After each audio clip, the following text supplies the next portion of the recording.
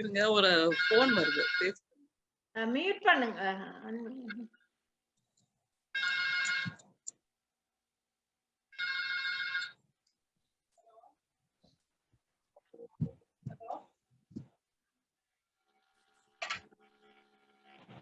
Hello வணக்கம் வணக்கம். மாமி ஒருக்கா Facebook பாருங்க. 17 நாள் தனிமை தவம். ஆமா நல்லா இருக்காங்க.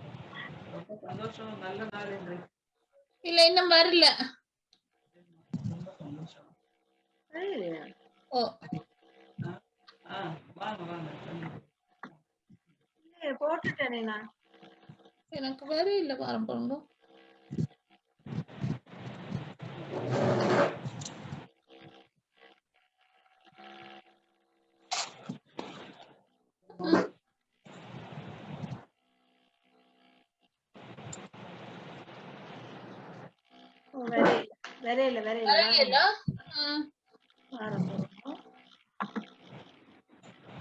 இல்லையே இருக்கு வருது என்ன வருதா? இருக்கு வந்துட்டான் இருக்கு. ஓ தேங்க்யூ தேங்க்ஸ் யோகி. ஓகேமா.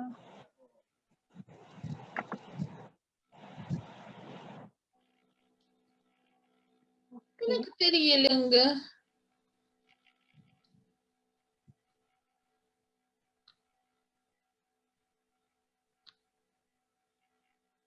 ஓகே நாங்க தொடங்கலாம் நினைக்கிறேன். நான் வந்து ஜாயின் பண்றாக்கள் ஜாயின் பண்ணட்டும், இல்ல அங்க இதுல பாக்கட்டும். எல்லோருக்கும் வணக்கம். வணக்கம் கர்சனா. ஓ லைஃப்ல போகுது. வணக்கம். கரிசனாவோட வந்து இந்த கவிதை புத்தகத்தை நான் எனக்கு பிடிஎஃப்ல தான் எனக்கு கரிசனா அனுப்பி இருந்தா. வாட்ச உடனே நான் சொன்னான் ஓகே நாங்க இதை செய்யலாமண்டு. அந்த கவிதையில வாய்ச்ச போது எனக்கு அதுல வந்து உண்மையில சிவரமணி, மெட்டதாளியால், சங்கரி நிறைய பெற்ற பெயர்கள் எல்லாம் அதுல அவ போட்டிருக்கிறா. அதே போல வந்து கரிசனாவோட கவிதைகள் பல வடிவங்கள் வந்து தன்னை வந்து உருவகித்துக் கொள்ற ஒரு தொகுப்பாத்தான் இவட கவிதை தொகுப்பு இருக்கு. அதாவது இன்றுடன் அகல்க என்ற ஒரு பெண்களின் ஆத்மார்த்தமான குரல்களை பல்வேறு வடிவங்களில வந்து காணக்கூடியதாக இருக்கின்றது இவட கவிதைகள். தனது அனுபவங்களையும் வேதனையையும் எதிர்ப்பு உணர்வுகளையும் வெளியிடும் ஒரு பெண் குரலாகத்தான் நான் பார்க்கிறேன். இது வந்து அன்னலட்சுமி வெளியீடு 2018. கரிசனா வந்து எழுத்தாளர், கவிஞர், விரிவுரையாளராக தன்னை வந்து உருவமைச்சு கொண்டிருக்கிறதுல மிக்க மகிழ்ச்சி. இங்க வந்து 3 பேர் இந்த புத்தகத்தை பற்றி கதைக்கிறதுக்கு இருக்கீங்கன்னா அவர்களுக்கு என்னுடைய வாழ்த்துக்கள் இந்த சந்திப்புக்கு வந்ததுக்கு. முதலாவதாக வந்து நான் மாலினி நீங்க பேசலாம். வணக்கம். இந்த புத்தகத்தின் தலைப்பு அது வந்து முதல் இன்றுடன் அகல்க என்ற இந்த தலைப்பு வந்து அதை பற்றி முதல்ல நான் சொல்லணும். என்னன்னா இந்த இன்றுடன் அகல்க என்றதுக்கு பின்னால தொக்கி நிற்கின்ற எது அல்லது எவை என்ற அந்த கேள்விக்கு ஆன பதில நாங்க தேடுற அந்த தூண்டில் தான் அந்த தலைப்பு. அது வந்து எனக்கு நல்லா பிடிச்சிருந்த தலைப்பு. எது என்ற தேடல் தான் முதலாவது ஒன்றுக்குள்ள எங்களை நுழைய வைக்கும். அப்படி வந்து முதலாவது கவிதையில ஞாபகம் இருக்கிறதா என்றது வந்து வல்ல நிதானமா அந்த கவிதை எங்களை கைப்பிடிச்சு ஒரு தாய் கைப்பிடிச்சு அழைச்சு கொண்டு போற மாதிரி அந்த புத்தகத்துக்களை கொண்டே விடுகிறது. என்னென்ற ஒரு தாய்க்கும் மகளுக்குமான ஒரு ஆத்மார்த்தமான வார்த்தைகளற்ற உரையாடல் அந்த கவிதையில மிக அழகா வந்து பதிவாகி இருக்குது. அதையும் இன்னும் வடிவா சொல்லணும்டா. அம்மா ஞாபகம் இருக்கிறதா உனக்கு? உன் கரங்களை நானும் என் கரங்களை நீயும் ஒருவரை ஒருவர் விடாமல் பிடித்து கொண்டோமே அந்த நாட்களை. அம்மா, ஞாபகம் இருக்கிறதா உனக்கு? உனக்கும் எனக்கும் மட்டுமேயான ஒரு மொழியில் நாம் உரத்து பேசி சிரித்து கொண்டோமே அந்த நாட்களை. மிக அழகாக ஒரு தாய்க்கும் மகளுக்குமான வார்த்தைகளற்ற புரிந்துணர்வை, ஆத்மார்த்தமான புரிந்துணர்வை இந்த கவிதை சொல்லி எங்களை உள்ளுக்குள்ள இழுத்து கொண்டு போற இடம் இந்த நூல்ட என்னன்னு சொல்ற நல்ல ஒரு திறவுகோலா எனக்கு தெரியுது. அது பிறகு இந்த கவிதை நூல் இதைத்தான் பேசுகிறது என்று குறிப்பிட்டு சொல்றதுக்கு இல்லாமல் அது நாங்கள் வாழ்ற எங்கட எல்லா விதமான உணர்வுகளையும் ஓரளவுக்கு ஒவ்வொருவரிடமா தொட்டு பார்த்து கொண்டு சொல்லுது. பொதுவா அன்பு, காதல், பாசம், ஆதிக்கம், அது இன்னொரு பாலினம் மீதான மற்றொரு பாலினத்தின் ஆதிக்கமாகவும் இருக்கலாம், அல்லது ஒரு அடக்குமுறை, இன அடக்குமுறையாகவும் இருக்கலாம். எல்லாவற்றையுமே இந்த கவிதை தொகுப்பில் இருக்கிற அதிகம் கவிதைகளில் மிக குறுகிய கவிதைகளை கொண்ட தொகுப்பு தானாக இருந்தாலும் இது எல்லா தளங்களையும் தொட்டு தொட்டு பார்த்து கொண்டு செல்லுது. ஆனா அநேகமான கவிதைகள் ஒரு அடக்குமுறை மீதான ஆத்திரமும் திமிறலும் கொண்டிருக்கிறது இந்த கவிதைகள்ல பார்க்க முடியுது. இதுல குற்றவாளி என்ற ஒரு கவிதை வரும். அந்த கவிதையில அவர்களுக்கு முன்னால் என் முகத்தை மூடிக்கொள்ள அல்ல, என் முகத்தின் பிரகாசத்தை காட்டவே விரும்புகிறேன். இந்த அவர்கள் யாராகவும் இருக்கலாம். அதாவது ஒரு அடக்குமுறையை ஏற்படுத்துவர்கள், இல்ல ஒரு ஆதிக்கம் செய்வர்கள், அது ஒரு இனத்தின் மீதானதோ அல்லது உறவு முறை மீதானோ எதுவா இருக்கலாம். ஆனா ஒவ்வொரு இடத்திலையும் இந்த கவிதை சோர்ந்து ஒரு என்னன்னு சொல்றது, ஒரு தாழ்வுணர்ச்சி ஏற்படுத்தாம ஒவ்வொன்றிலையும் அந்த பீறி கொண்டு எழும்புற அந்த நிமிர்வு, அதுவும் அது ஒரு பெண்ணின் எழுத்துல அது வெளிவரைக்குள்ள உண்மையாவே இந்த கவிதை தொகுப்பு அல்லது இந்த குறிப்பிட்ட சில கவிதைகள் எனக்கு மிக பிடித்தனவாகவும் பெண்களால் பேசக்கூடியன அல்லது பெண்களுக்கு ஒரு வழிகாட்டி மாதிரியும் அந்த கவிதைகள் இருக்கிறத என்னால பார்க்க முடியுது.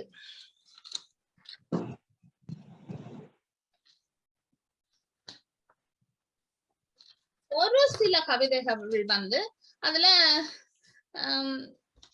தங்களுடைய அந்த உயர்வான இடத்தில இருந்து இறங்கி இறைஞ்சுறது போல இருக்கிறது. கொஞ்சம் எனக்கு அதுகளோட பெரிய உடன்பாடு இல்லை. என்னன்னா எந்த ஒரு உரிமையோ எந்த ஒரு இதோ இறைஞ்சி பெறுகிறதுல அது எனக்கு ஏற்புக்குரியது இல்லை. அப்படியான கவிதை உண்டு, அவர்களை விட்டு விடுங்கள். அது ஒரு இனத்தின் இன்னொரு இனத்திடம் இருந்து வாழ்க்கைக்கான கெஞ்சலாத்தான் அது இருக்கிறது. நாங்கள் கடந்து வந்த பாதை அப்படியானது இல்லை. நாங்கள் இறைஞ்சியதையும் பெற இல்லை, இறந்தும் அதை பெறதுக்காகத்தான் முயன்று இருக்கிறோம். ஆனபடி அந்த இடத்துல அந்த கவிதை எனக்கு அந்த கவிதை வரிகள் பிடித்திருக்கிறது. ஆனா அந்த கவிதை இறைஞ்சுற இடம் எனக்கு கொஞ்சம் கஷ்டமா இருக்குது.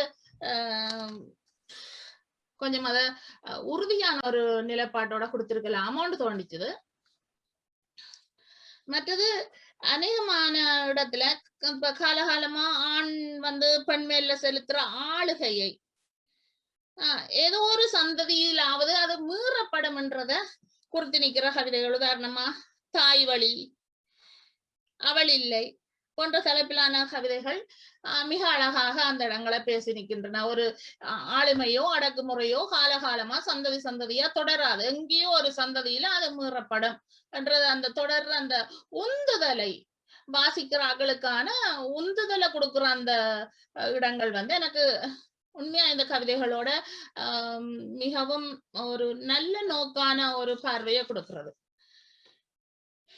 மற்றது காதலை சொல்ல வர கவிதைகள்ல ஒரு கவிதை இருக்குது, திசைகள் என்று சொல்லி. ஒரு தீர்மானிக்கப்பட்ட பிரிவு, அதன் உள்வலிகள் உணர்த்தலோட நல்ல அழகாக அந்த கவிதை பதிவாகி இருக்கிறது. திசைகள்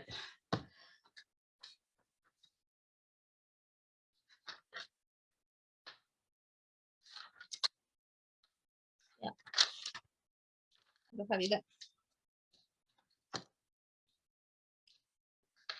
அதே மாதிரிதான் காதலின் அந்த ஏக்கத்தையும் அந்த தனக்கான முன்னுரிமையும் பெறதுக்கான அலைதலை சொல்ற அந்த அலைவு என்ற கவிதை. இது வந்து ரெண்டுமே வந்து தான் அநேகமா நான் பார்த்த அளவுல ரெண்டும் தான் காதலை குறிச்சு நிக்குது. சில கவிதைகள் ஆணாதிக்கத்தின் மீதான பலத்த சாடலாக வெளிப்படுத்தப்பட்டிருக்கிறது. அவை இன மத முரண் எதுவும் இல்லை. அந்த அவ வந்து மிக கச்சிதமா அந்த பெயர்கள் மூலம் அதை உணர்த்தி இருக்கிறா. பாத்திமா, போத நாயகி, மெனிக்கு நினைக்கிறேன்.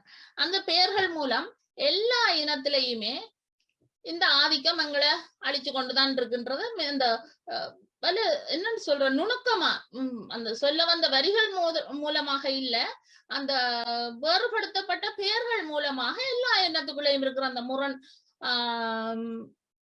சுட்டி காட்டப்பட்டு அதுல இருந்து நாங்கள் மீளுவோம். ஒரு நாளை கடலை குடிச்சு மலிய விழுங்கி என்ற அந்த வார்த்தைகள் வந்து நல்ல அந்த உக்கிரமான ஒரு எதிர் வரிகள். அது அந்த இடத்துல ஹரிசனா உங்களுக்கு உண்மையாவே எனக்கு நேர்ல பாராட்ட தோன்றது அந்த கவிதைக்காக.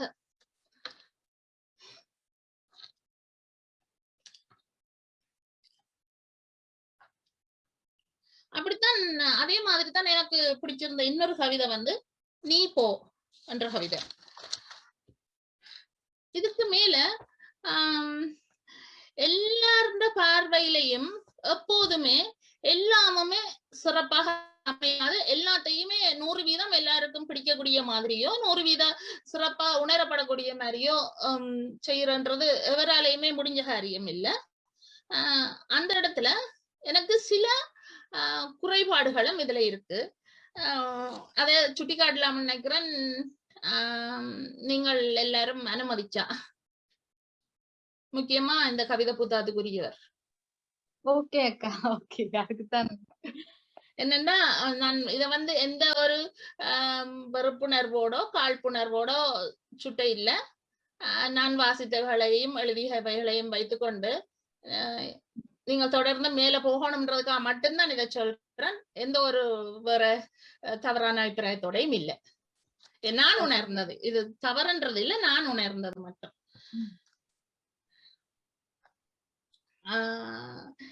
அப்படி இருக்கிற சில கவிதைகள் வந்து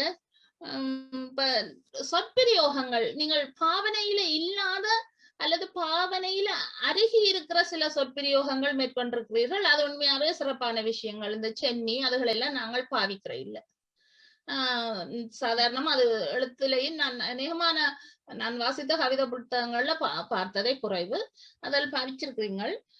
அதை பாராட்டுற அதே வேளை சில இடங்கள்ல வர சொற்பிரயோகங்கள் வந்து கருத்து முரண்களை அல்லது கருத்து மயக்கத்தை ஏற்படுத்துது. உதாரணமா ஒரு இடத்தை சுற்றுறேன்டா முன்பதிவுன்ற ஒரு கவிதையில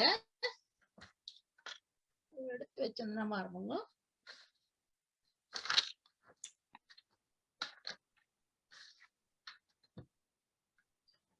ஒளி கெடுத்த திருதராட்டின நாய் என்ற இடத்துல எனக்கு ஒரு மயக்கம் இருக்குது அந்த கவிதையில. நீங்க ஒருவேளை நான் கதைச்சா பிறகு நீங்க அதுக்கான விளக்கத்தை சொல்லக்கூடும். ஒளி கெடுத்தன்றது திருதராட்டின நாய் அவருன்ற ஒளியை கெடுத்தாரா இல்லது ஒளி இழந்த திருதராட்டினான்ற மயக்கம் எனக்கு அதுக்குள்ள இருக்குது.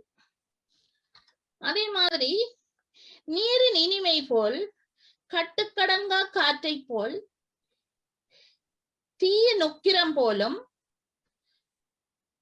நான் என்ற ஒரு இருமாப்பை இதுவேன்.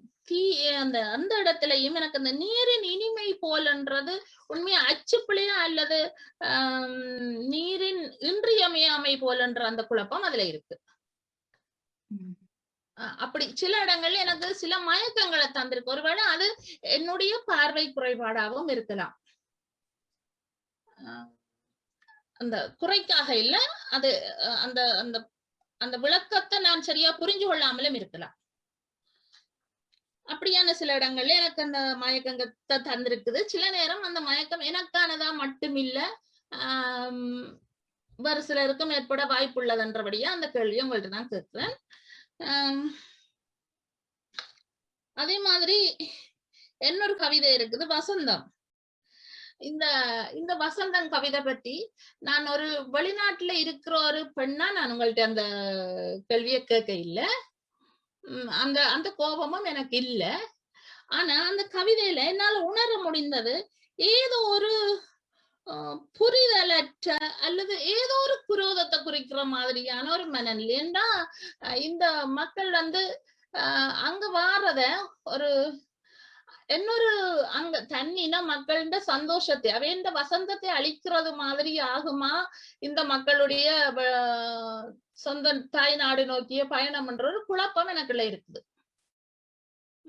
அது சரியா புரியப்பட்டா ஒருவேளை அது விளங்கக்கூடும்.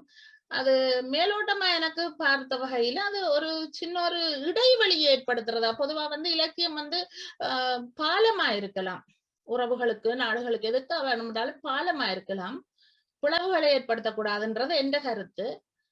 உங்களுக்கு மாறுபட்ட கருத்து இருக்கலாம். அந்த ஒருக்கா விளங்கப்படுத்தினீங்கன்னா எனக்கு நல்ல மட்டும் நினைக்கிறேன்.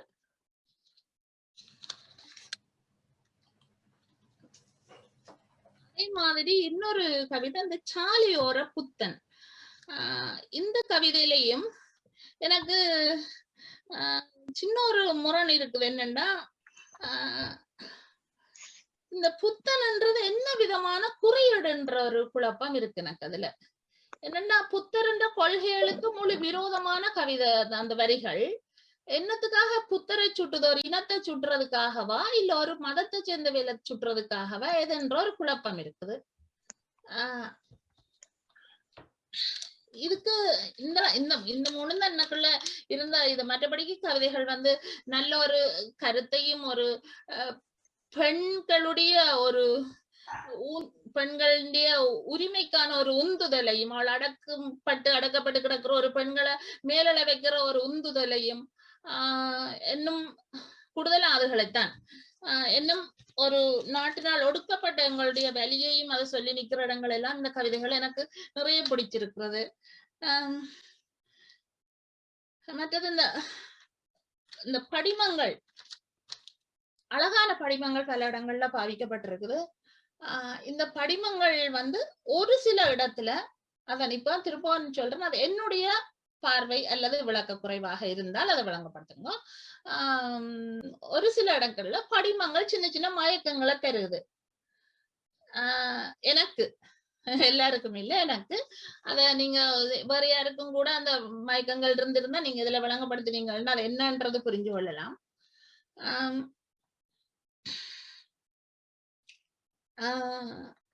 இவ்வளவுதான். என்னன்னு சொல்றது, முழு கவிதையும் 2 தரம் 3 தரம் வாசிச்சாச்சு. அதிகமா சொல்ற அளவுக்கு கவிதைகள் அதிகம் இல்ல. இருந்த கவிதைகள் அந்த அளவுமே வந்து இப்படி ஒரு சின்ன சின்ன மயக்கங்களை எனக்கு ஏற்படுத்தின தவிர மிக நல்ல கவிதைகளை நீங்க எழுதியிருக்கிறீங்க.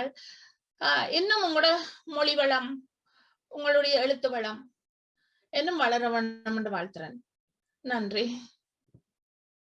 நன்றி மாலினி. நன்றி. அடுத்ததா வந்து ஆண்டாள் பிரியதர்ஷினி நீங்க கதைக்கலாம். தினகரன் நீங்க அதுக்கு பிறகு கதைக்கலாம் தானே? ஓகே, நன்றி. ஆண்டாள் பிரியதர்ஷினி நீங்க உங்களை பற்றி ஒரு சின்ன அறிமுகம் செய்யுங்களேன், ஒரு 4-5 வரியில. அனைவருக்கும் வணக்கம்.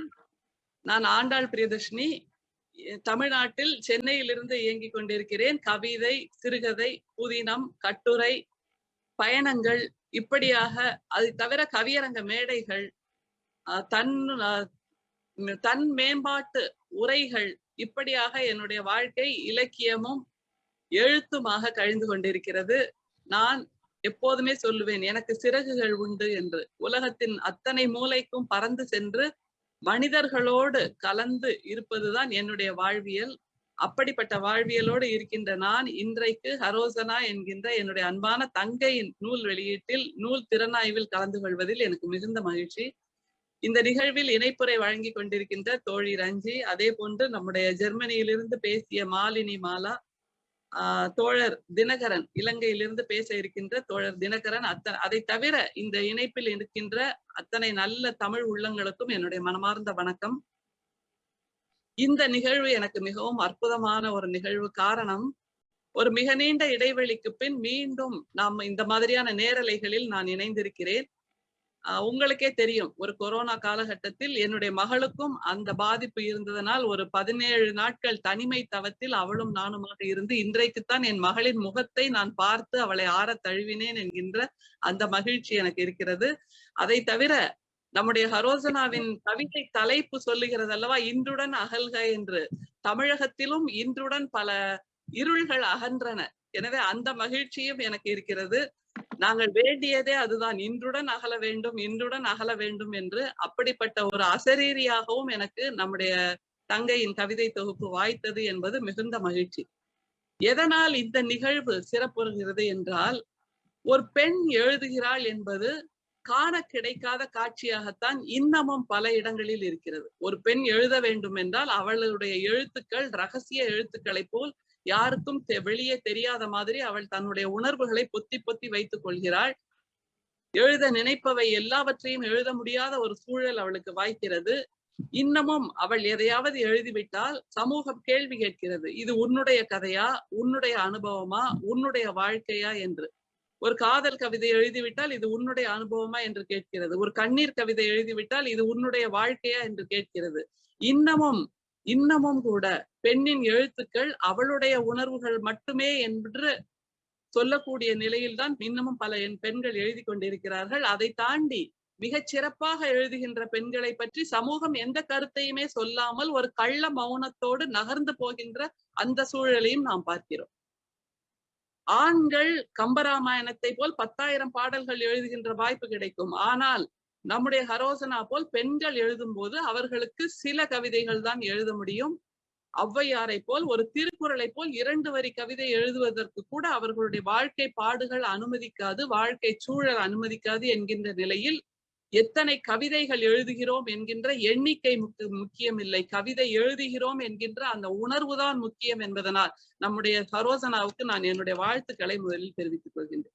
காரணம், எழுதுகின்றேன் என்பதை எதை காட்டுகிறது என்றால், நான் விழிப்படைந்த ஒரு பெண்ணாக இருக்கிறேன், நான் சிறகுகள் உள்ள ஒரு பெண்ணாக இருக்கிறேன், நான் சிந்தனை உள்ள ஒரு பெண்ணாக இருக்கிறேன், எனக்கென்று கருத்துகள் இருக்கின்றன, எனக்கென்று வார்த்தைகள் இருக்கின்றன, எனக்கென்று உணர்வுகள் இருக்கின்றன, வலிகள் இருக்கின்றன, வேதனைகள் இருக்கின்றன, அதை தாண்டி புன்னகைகளும் இருக்கின்றன, புலகாங்கிதமும் இருக்கின்றன.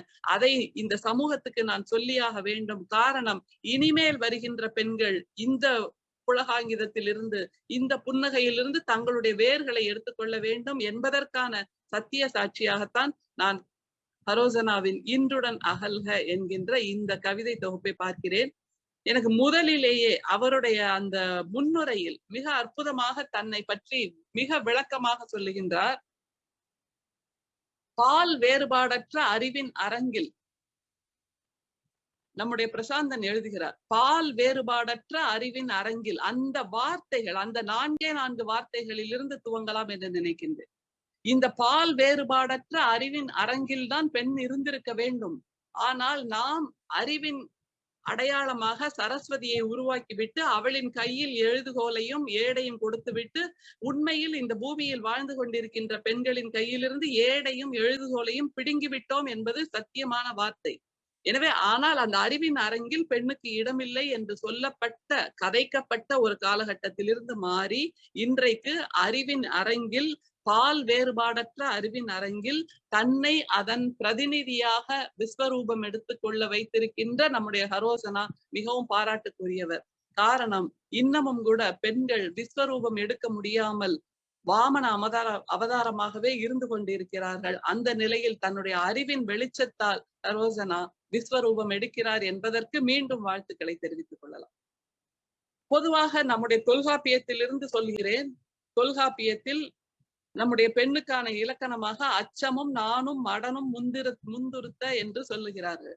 ஆனால் அப்படிப்பட்ட நிலையிலிருந்து அச்சம், நாணம், மடம், பயிர்ப்பு என்பதை மட்டுமே தன்னுடைய அடையாளமாக வைத்திருந்த பெண் என்கின்ற நிலையிலிருந்து மாறி இன்றைக்கு ஹரோசனா எங்கு வந்து நிற்கிறார் என்பதற்கு அவருடைய வார்த்தைகளையே அவர் சாட்சியாக சொல்கிறார். அவர் சொல்கிறார், சாவின் கபிச்சி சூழ்ந்த இரவுகள் பழகி போன பெண்ணாக அல்ல, ஊட்டவும் உறங்கவும் ஒத்துப்பாடவும் வரையறுக்கப்பட்ட பெண்ணாகவும் அல்ல, நான் அவள் இல்லை, என்று சொல்கிறார் பாருங்கள். அந்த உரத்த குரல் தான் இன்றைக்கு உலகம் முழுக்க இருக்கின்ற பெண்ணின் உரத்த குரலாக இருக்கிறது. நான் அவளில்லை, ஒத்துப்பாடவும் ஊட்டவும் உறங்கவும் மட்டும் விதிக்கப்பட்ட பெண் நான் இல்லை, நான் அவளில்லை, கதவுகளின் தடையும் வாயில்களின் எல்லையும் இரவுகளின் நீட்சியும் அற்ற புதுமை பெண் நான் என்கிறார். இதுவரைக்கும் இந்த உலகம் தேடிக்கொண்டிருக்கிறது தோழர்களே. புதுமை பெண் என்கின்ற அந்த அடையாளம் எதை குறித்தது? புதுமை பெண் என்பவள் எப்படி இருப்பாள் என்று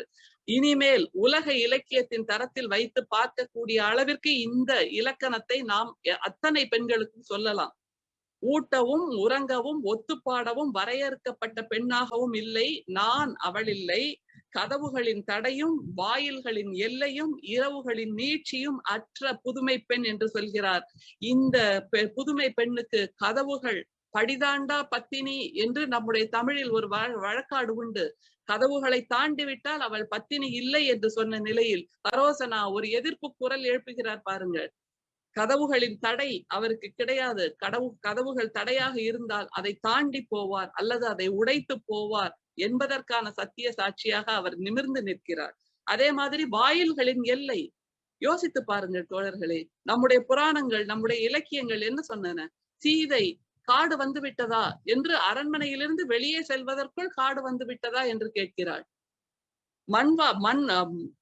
வண்ண சீரடி மண்மகள் அறிந்திலள் என்று கண்ணகியை சொல்லுகிறோம். அப்படி இந்த பூமியை தொடாத, வீட்டு வாயிலை தாண்டாத பெண்களை பார்த்த இந்த பூமியில் தான் இன்றைக்கு வாயில்களின் எல்லையை எதிர்த்து நிற்கின்ற ஒரு ஹரோசனா நமக்கு வாய்த்திருக்கிறார். இரவுகளின் நீட்சியும் அவருக்கு இல்லை என்று சொல்லுகிறார். பொதுவாக இரவுகள் கட்டில்களோடு சம்பந்தப்பட்டவை. இரவுகள் பெண்ணுக்கானது அல்ல, அது ஆணுக்கானது மட்டுமே என்று தலையசைப்பை மட்டுமே வைத்திருந்த இந்த பெண் நான் அவளில்லை, இதையெல்லாம் தாண்டிய புதுமை பெண் என்று தனக்கான அடையாளத்தை, தனக்கான முகவரியை, தனக்கான முகத்தை நம்முடைய ஹரோசனா கொண்டு வந்திருக்கிறார் என்றால் அதுவே முதலில் பாராட்டுதற்குரிய ஒரு செயலாகும். அச்சம், நாணம், மடம், பயிர்ப்பு எல்லாம் பழங்காலம். உச்சம், ஞானம், திடம், உயிர்ப்பு, பெண்ணின் புதுக்கோலம் என்பதற்கான சத்திய சாட்சியாக நம்முடைய ஹரோசனா இருக்கிறார் என்பது எனக்கான மகிழ்ச்சியாக இருக்கிறது. அதே மாதிரி இன்றுடன் அகல்க என்கின்ற அந்த கவிதையில் அவர் என்ன சொல்கிறார் என்பதைத்தான் நான் தேடி பார்த்தேன். மிகவும் மகிழ்ச்சியாக இருந்தது. மீண்டும் காரணம் நமக்கே நன்றாக தெரியும். இந்த மிக நீண்ட இலக்கிய பரப்பில், தமிழின் பரப்பில் பெண்ணின் இருப்பும் பெண்ணின் இறப்பும் இதுவரைக்கும் ஆவணப்படுத்தப்பட்டதே இல்லை தோழர்களே. அந்த ஆவணப்படுத்தலை நம்முடைய ஹரோசனா இன்றுடன் அகல்க என்கின்ற அந்த கவிதையில் செய்திருக்கிறார். தன்னுடைய தாயின் மரணத்தை பேசினாலும் கூட அந்த வலியை, அந்த வேதனையை, அந்த துக்கத்தை என்னால் புரிந்து கொள்ள முடிகிறது. ஆனால் வாழ்வுடனான ஒரு போராட்டத்தை தொடர்ந்து நிகழ்த்திய ஒரு போராட்டக்காரியாக என்னுடைய அம்மா வாழ்ந்தாள் என்பதை எதிர்க்கு வரும் சமூகத்துக்கு ஆவணப்படுத்தி இருக்கிறார் இந்த கவிதையில் என்கின்ற நிலையில் வைத்து பார்க்கும்போது இது பாராட்டுக்குரிய ஒரு கவிதை. ஏனென்றால் நான் ஏற்கனவே சொன்னதை போல் பெண்ணின் இருப்பும் பெண்ணின் இறப்பும் அடையாளமற்று, முகமற்று, முகவரியற்று காணாமல் போய்கொண்டிருந்த காலம். வரலாறுகள் எல்லாமே, ஹிஸ்டரி எல்லாமே ஹிஸ்டோரியாகத்தான் இருந்தனே தவிர ஹெர் ஸ்டோரியாக இருந்ததில்லை. அந்த நிலையில் இன்றுடன் அகல்க என்று தன் தாயுடன் தொடர்புடைய ஒரு கவிதையை இந்த கவிதை தலைப்பாக வைத்திருக்கிறார் என்பதும் பாராட்டுக்குரியது. தன்னுடைய தாயின் இருப்பையும் இறப்பையும் ஒரு சேர இந்த கவிதையில் பதிவு செய்கிறார் என்பதும் பாராட்டுக்குரியது என்கின்ற நிலையில் அந்த கவிதையை நான் வாசித்து காட்ட விரும்புகின்றேன். காரணம், இந்த கவிதை பல அம்மாக்களுக்கும் பொருந்தி போகும். உலகம் முழுக்க இருக்கின்ற பல அம்மாக்கள் தன்னுடைய மகன்களுக்கும் மகள்களுக்கும் அடையாளம் கொடுத்திருப்பார்கள், முகவரி கொடுத்திருப்பார்கள், தாய்மொழி கொடுத்திருப்பார்கள். ஆனால் அவர்கள் எந்த முகமும் இல்லாமல், எந்த முகவரியும் இல்லாமல் இருட்டு வாழ்க்கை தான் வாழ்ந்து கொண்டிருந்தார்கள். அவர்களை இந்த மாதிரி இலக்கியத்தில் மரணிக்காமல் ஜீவிதமாக வாழ வைக்க வேண்டும், நிரந்தரமாக வாழ வைக்க வேண்டும். கண்ணதாசன் சொல்லுவான் இல்லையா, நான் நிரந்தரமானவன், அழிவதில்லை என்று. நான் நிரந்தரமானவன், எனக்கு மரணம் இல்லை என்று சொன்ன கண்ணதாசனை போல் நம்முடைய ஹரோசனாவின் அம்மாவும் இந்த கவிதையின் மூலமாக நிரந்தரமாக வாழ்ந்து கொண்டிருக்கிறார். ஹரோசனாவின் அம்மாவை போல் உலகத்தில் இருக்கின்ற அத்தனை அம்மாக்களுக்கும் இந்த கவிதை பொருந்தி போகும் என்பதனால் அதை நான் சொல்ல விரும்புகின்றேன். இன்றுடன் அகல்க என்கின்ற அந்த கவிதை, அவள் குறித்தான உரையாடல்கள் யாவும் இன்றுடன் அகல்க. அவள் மரணித்து போனாள். தன் உதிரப் பெருக்கை பூக்களாக்கி சரம் தொடுத்து இரத்த சரித்திரம் படைத்தவள். குஞ்சும் குருமனுமாய் ஓடியும் தாவியும் குதித்தும் கிடைத்ததை பொதுவில் வைத்தவள். கல்லடி பட்டும் சொல்லடி பட்டும் கதியிலியாய் ஊனை உருக்கிய சோதி வடிவினள். கானகப் பறவையாய் வனாந்தரங்களுக்கு நடுவே வழி பதித்தவள். இளமை போராளியாய் துப்பாக்கி தரித்தவள். கல்லா கடித்து சென்னி உடைத்தவள்.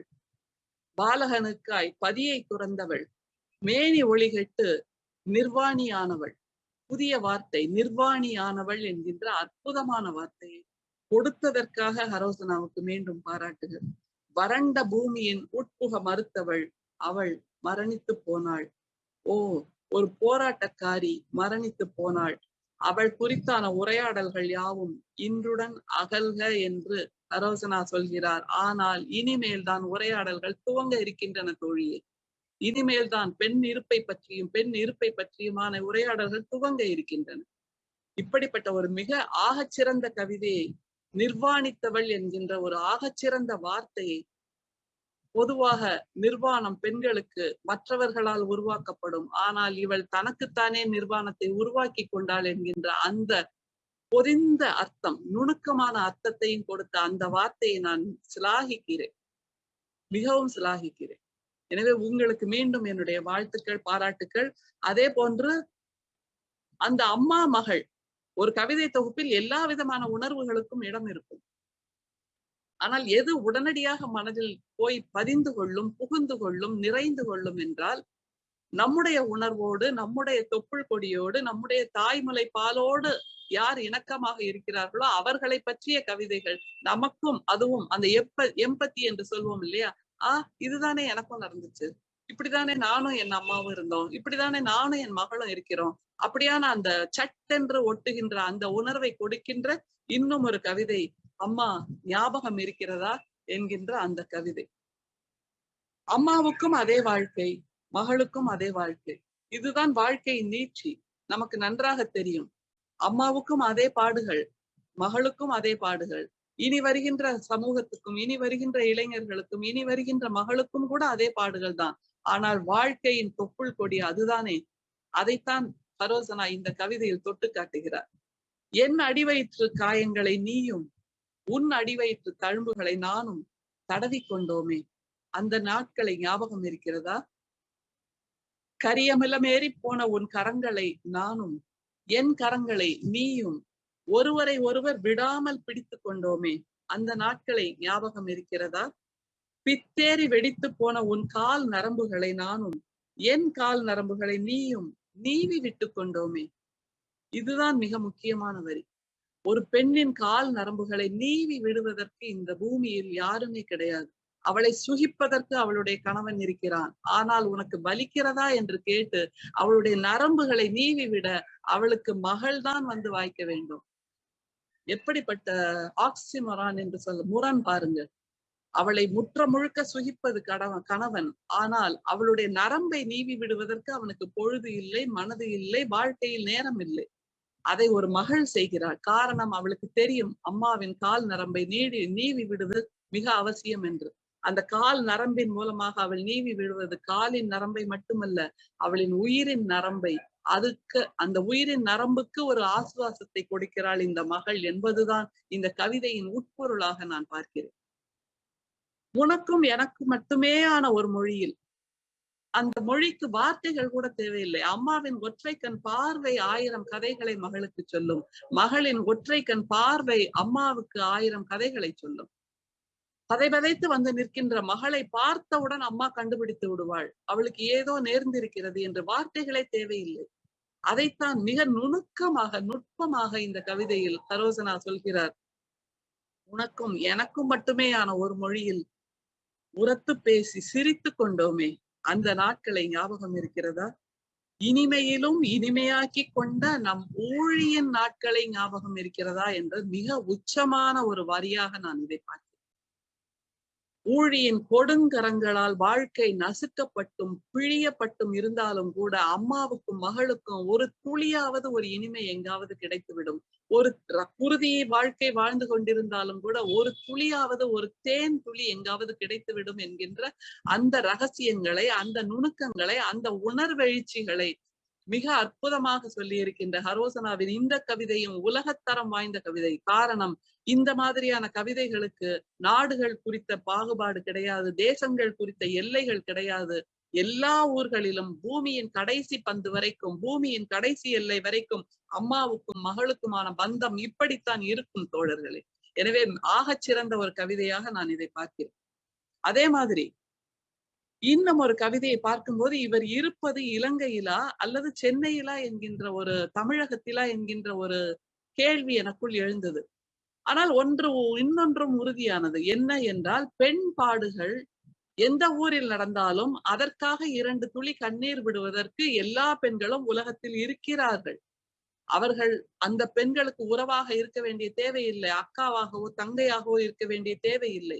எங்கே இருந்தாலும் பெண்ணுக்கு ஒரு பாடு வருகிறது, பெண்ணுக்கு ஒரு பிரச்சனை வருகிறது, பெண்ணுக்கு ஒரு வலி வருகிறது என்றால் உலகத்தின் எந்த மூலையில் இருக்கக்கூடிய பெண்ணும் அந்த பெண்ணுக்காக 2 சொட்டு கண்ணீர் விடுவாள் என்பதற்கான சாட்சியாக இன்னும் ஒரு கவிதை. இது ஹரோசனாவின் கண்ணீர் கவிதை என்று நான் நினைக்கின்றேன். பெரு மௌனம் என்கின்ற அந்த கவிதை. ஊழி பெரு மௌனத்துடன் மரணங்கள் இங்கே மலிந்து கிடக்கின்றன. மரணம் இங்கே மலிந்து கிடக்கிறது என்று சொல்லவில்லை, மரணங்கள் இங்கே மலிந்து கிடக்கின்றன என்று பன்மையில் சொல்லும் போது, மரணம் என்பது எப்போதோ நிகழ்கிற ஒரு நிகழ்வாக இல்லாமல் எல்லார் வாழ்க்கையிலும் தினசரி தினசரி தினசரி வந்து செல்கின்ற ஒரு இயல்பான விஷயமாக மாறிவிட்டது. மரணம் என்பது வலி தருகிறது என்பதை தாண்டி அது மிக இயல்பான ஒரு வாழ்வியலாக மாறி இருக்கிறது என்பதை, மரணங்கள் இங்கே மலிந்து கிடக்கின்றன என்று சொல்கிறார். அதை தவிர எங்கெல்லாம் மரணங்கள் மலிந்து கிடக்கின்றனவாம், ஹரோசனா சொல்கிறார், நுங்கம்பாக்கத்தில் கண்ணால் பார்த்தோம், நாங்கள் மௌன சாட்சியாக இருந்தோம். ஹரோசனா அதை சத்திய சாட்சியாக்குகிறார் இந்த கவிதையில். நுங்கம்பாக்கத்தில், முள்ளி வாய்க்காலில், இடைக்கன் சாலையில் வினுப்பிரியாவாய், இசைப்பிரியாவாய், சுவாதியாய், இன்னும் இன்னுமாய், ஊழி பெரு மௌனத்துடன். ஆகச் சிறந்த கவிதை தங்கையே. ஹரோசனா, உன்னை வாழ்த்துகிறேன் நான். ஆகச் சிறந்த கவிதை. காரணம், இதை போன்று உயிரை துடிக்க துடிக்க கொடுக்கின்ற இந்த பெண்களைத்தான் நாம் சிறு தெய்வங்கள் என்று மகிழ்ந்து கொண்டாடி கொண்டிருக்கிறோம். ஊருக்கு ஊர் இருக்கின்ற சிறு தெய்வங்கள் எல்லாம் இப்படி உயிர் பறிக்கப்பட்டவர்கள் தானே தோழி. அப்படிப்பட்ட உயிர் பறிக்கப்பட்ட பெண்களை நீ கவிதையில் நிரந்தரமாக்கி விட்டாய் என்பதனால் உனக்கு மீண்டும் வாழ்த்துக்கள். பெண் உயிர் மதிப்பே இல்லாதது என்பதற்கும் இந்த கவிதை சாட்சியாக இருக்கு. பெண் உயிருக்கு மதிப்பே இல்லை. அவள் உயிர் போனால் என்ன, அதை பற்றி அவள் அங்கே அந்த நுங்கம்பாக்கத்தின் ரயில்வே ஸ்டேஷனில் அப்படி சுடப்பட்டு கிடந்தாளே, உயிர் பறிக்கப்பட்டு கிடந்தாளே, எல்லோரும் பார்த்து விலகி போய்கொண்டே இருந்தோம். அந்த மாதிரியான ஒரு சூழலை இசைப்பிரியாவாய், சுவாதியாய், வினுப்பிரியாவாய் பெண்கள் தினம் தினம் மரணங்கள் மலிந்து கொண்டே இருக்கின்றன. பெண் பாடுகளுக்கு நாடு எல்லை இல்லை என்பதை மீண்டும் இந்த கவிதையின் மூலம் நிரூபிக்கிறார் நம்முடைய ஹரோசனா. அதையெல்லாம் தாண்டி, சரி, இப்படி வலிகளை மட்டுமே பேசிவிடலாமா ஒரு கவிதை தொகுப்பில் என்றால் இல்லை. அதை தாண்டி கவிதை தொகுப்பு என்ன செய்ய வேண்டும்? இனிமேல் வருகின்ற சமூகத்தினர், எங்களுக்கு இதெல்லாம் நிகழ்ந்தது உண்மைதான், ஆனால் இதையெல்லாம் மீறி நான் விஸ்வரூபம் எடுத்து நின்றேன். எங்களை வாமன அவதாரமாக மாற்றுவதற்கு சமூகம் முயன்றது, ஆனால் நான் விஸ்வரூபம் எடுத்தேன். எங்களுடைய புன்னகையை பறிக்க சமூகம் முயன்றது, ஆனால் அதை தாண்டி பல்லாயிரக்கணக்கான சூரியனின் பிரகாசத்தோடு நான் புன்னகையை பத்திரமாக காப்பாற்றிக் கொண்டேன் என்பதை, அந்த நன்னம்பிக்கையை விதைப்பதுதானே ஒரு கவிஞனின் ஆகச்சிறந்த தொழிலாக, ஆகச்சிறந்த வாழ்வியலாக இருக்க முடியும். அப்படிப்பட்ட ஒரு கவிதையை நம்முடைய ஹரோசனா இந்த இன்றுடன் அகல்காவில் சொல்கிறார். அவர்களின் நைய புடைத்தலின் ஒவ்வொரு வார்த்தையிலும், சிரிப்புகளின் பரிகாசங்களிலும், அவர்களுக்கு முன்னால் என் முகத்தை மூடிக்கொள்ள அல்ல, அவர்களுக்கு முன்னால் என் முகத்தை மூடிக்கொள்ள அல்ல, என் முகத்தின் பிரகாசத்தை காண்பிக்கவே விரும்புகிறேன். அடாடாடாடா, இதுதான் பெண்மைக்கான வலிமை. வல்லமை தாராயோ இந்த மாநிலம் பயனுற வாழ்வதற்கே என்று நம்முடைய பாரதி கொண்டாடினான் இல்லையா? இந்த வல்லமையைத்தான் தோழர்களே, இந்த வல்லமையைத்தான். நீங்கள் என்னை பரிகாசம் செய்யலாம், நீங்கள் என்னை பகடி செய்யலாம், உங்களுக்கு முன்னால் நான் என் முகத்தை மூடிக்கொண்டு அழமாட்டேன், என்னுடைய பிரகாசத்தை காட்டுவேன், அந்த ஒளி வெளிச்சத்தில் நீங்கள் இருளாக காணாமல் போய்விடுவீர்கள் என்கின்ற அந்த நம்பிக்கை விதையை விதைக்கின்றார் பாருங்கள். இதற்காகத்தான் பெண்கள் கவிதை எழுத வேண்டும், பெண்கள் எழுத்தை ஆயுதமாக்க வேண்டும், பெண்கள் சொற்களை கையில் புதைத்து வைத்துக் கொள்ள வேண்டும். காரணம், பெண்கள் எழுதும் போது அது வெறுமே எதுகை மோனை அப்படி மட்டும் எழுதுவதில்லை, இதயத்தின் ஆழத்திலிருந்து எழுதுகிறார்கள். எனவே ஒவ்வொரு சொல்லும் நிர்வாணம் போல் உண்மையாக இருக்கும். அதில் பகட்டு இருக்காது, ஜரிகை இருக்காது, வெறுமே ஜிகினா இருக்காது. ஆனால் உண்மையின் நிர்வாணம் மட்டுமே இருக்கும் என்பதற்கான சாட்சியாக சரோசனாவின் இந்த கவிதை இருக்கிறது. இனி வரும், இப்போது இருக்கும் பெண்களுக்கும் சரி, இனி வரும் பெண்களுக்கும் சரி, இது ஒரு பாடமாக அமைகிறது.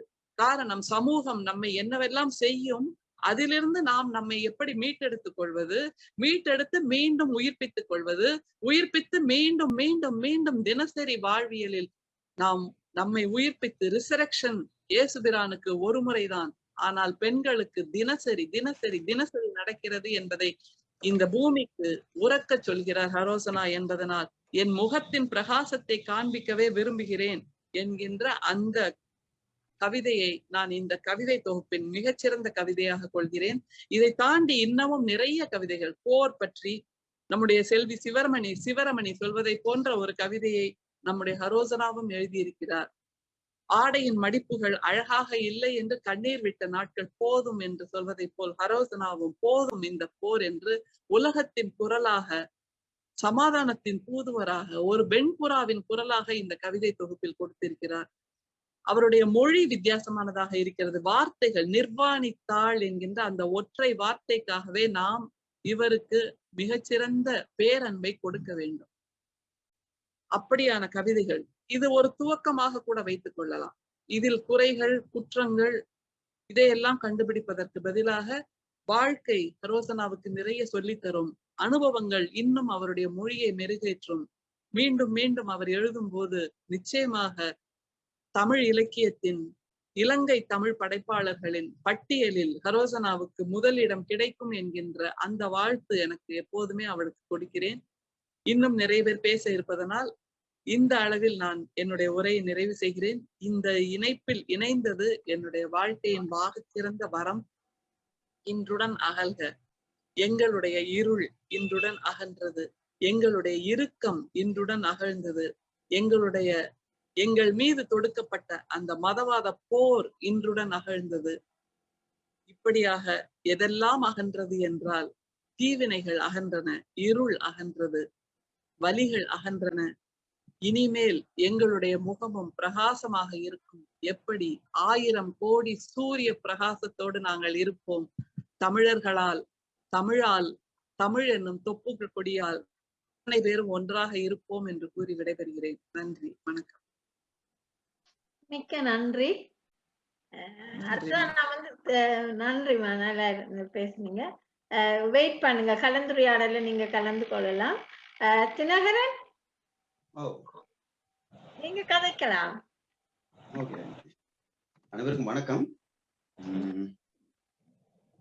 இன்றுடன் அகல்க என்ற ஹரோசனாவின் கவிதை தொகுதி தொடர்பாக 2 மிக காத்திரமான விமர்சனங்களுக்கு பின்னால், சிறந்த கவிதைகள் எல்லாம் எடுத்து காட்டப்பட்ட பின்னால் இந்த புத்தகம் பற்றி பேசுவது என்பது அத்தனை இலகுவான காரியம் அல்ல. என்றாலும் நான் முயற்சிக்கிறேன்.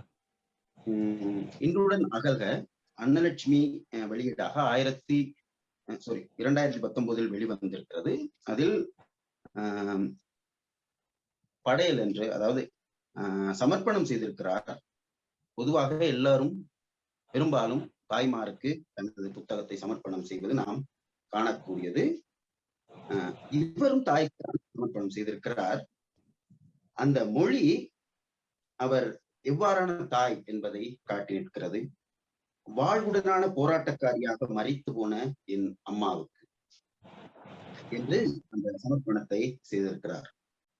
இந்த நூல் பற்றி அறிமுகத்தில் அணிந்துரையில் குறிப்பிட மிக முக்கியமான சில விடயங்களை பேராசிரியர் ஸ்ரீ பிரசாந்தன் அவர்கள் குறிப்பிட்டிருக்கிறார்கள். ஒரு கவிஞனின் உன்னதமான கலை வாழ்க்கை தொடங்குவது தன் வீட்டின், தன் இனத்தின், தன் நாட்டின் அடையாளங்களை தொலைத்துவிட்டு சர்வதேசிய பெருவழியின் உறுப்பாக தன்னை உணரும் போதுதான். அந்த உரிமையின் எல்லை கடந்து நேசக்கரம் நீட்டுகிறது ஹரோசனாவின் கருணை எழுத்தாணி என்று சொல்லிச் செல்கிறார். உண்மையில் பிறரை துவேசிப்பதும் கோஷமிடுவதுமாக இருக்கும் இக்கால இலங்கை கவிதையின் செக்குமாட்டு பாதையிலிருந்து விலத்தி இப்பாக்கள் தொலைவில் நடமாடுவது பாராட்டுக்குரியது என்று அணிந்துரையில் குறிப்பிட்டிருக்கிறார். இது இந்த கவிதை தொகுதி தொடர்பான மதிப்புரையை நாம் முதலிலேயே பெற்றுக் கொள்வதற்கு உதவியாக இருக்கும். முதலாவது கவிதை பற்றி இருவரும் பேசிவிட்டார்கள். மரித்துவிட்ட அம்மாவுடனான இனிய நினைவுகளை பகிர்ந்து கொள்ளும் வகையில் அந்த கவிதை அமைந்திருக்கிறது. ஞாபகம் இருக்கிறதா என்ற கவிதை. அதில் மிக மனதை தொடும் வரிகள் இருக்கின்றன. கடைசியாக, அம்மா, ஞாபகம் இருக்கிறதா உனக்கு? உனக்கும் எனக்கும் மட்டுமேயான ஒரு மொழியில் நாம் உரத்தி பேசி சிரித்து கொண்டோமே அந்த நாட்களை என்று அந்த வரிகளை நாம் வாசித்து பார்க்கும்போது அது உணர்வு மயப்படாமல் இருக்க முடியவில்லை. அடுத்து பெருமௌனம். இந்த பெருமௌனம் பற்றி கவிதையை விமர்சனம் செய்தவர்கள் செய்திருக்கிறார்கள். பெண்கள் அழிந்த பெருவழிகளின் நிசப்தத்தை இந்த கவிதை பாடுகிறது. அடுத்து குற்றவாளி என்ற கவிதை. இந்த குற்றவாளி என்ற கவிதையை தொடர்ந்து நான் எல்லா கவிதையும் வாசிக்கவில்லை, சில குறிப்பிட்ட கவிதைகளையே வாசிக்கலாம் என்று இருக்கிறேன், மேற்கோள் காட்டலாம் என்று இருக்கிறேன். இந்த கவிதை தொகுதியில் 51 பக்கங்களில் 25 கவிதைகள் வந்திருந்தாலும் இதில் தெரிவு செய்ய கவிதைகளை தேடிய போது பெரும்பாலான கவிதைகள் தெரிவுக்குள் அடங்குகின்றன. எனவே அந்த தெரிவிலும் பிரச்சனை நமக்கு இருந்தது. அது தவிர ஏனைய இருவரும் நிறைய நல்ல கவிதைகளை மேற்கோள் காட்டி இருக்கிறார்கள். அடுத்த கவிதை சாட்சிகள் என்ற ஒரு கவிதை. அந்த கவிதை உலக வரலாற்றில் சாட்சிகளாய் பெண்கள், உலக வரலாற்றின் எல்லா நிகழ்வுகளிலும் பிரதான சாட்சியாக பெண்களே இருந்திருக்கிறார்கள். இவர்கள் பற்றிய நினைவுகளை அல்லது வரலாற்றை மீண்டும் அடுத்த தலைமுறைக்கு காட்டும் வகையில் அவருடைய கவிதையில் இந்த பெண்கள் எங்கெங்கெல்லாம் ஒடுக்கப்பட்டார்களோ, எங்கெங்கெல்லாம் மறைக்கப்பட்டார்களோ, எந்தெந்த வரலாற்றில் இருந்தெல்லாம் அழிக்கப்பட்டார்களோ அவர்களை பற்றிய கவிதையாக அடுத்தது இருக்கிறது. அடுத்த கவிதை சரம கவிகள் என்றொரு கவிதை. உண்மையில் சரம கவி பற்றிய ஏளன பார்வையை இந்த கவிதை அடித்து நொறுக்குகிறது. சரமகவி என்பவர்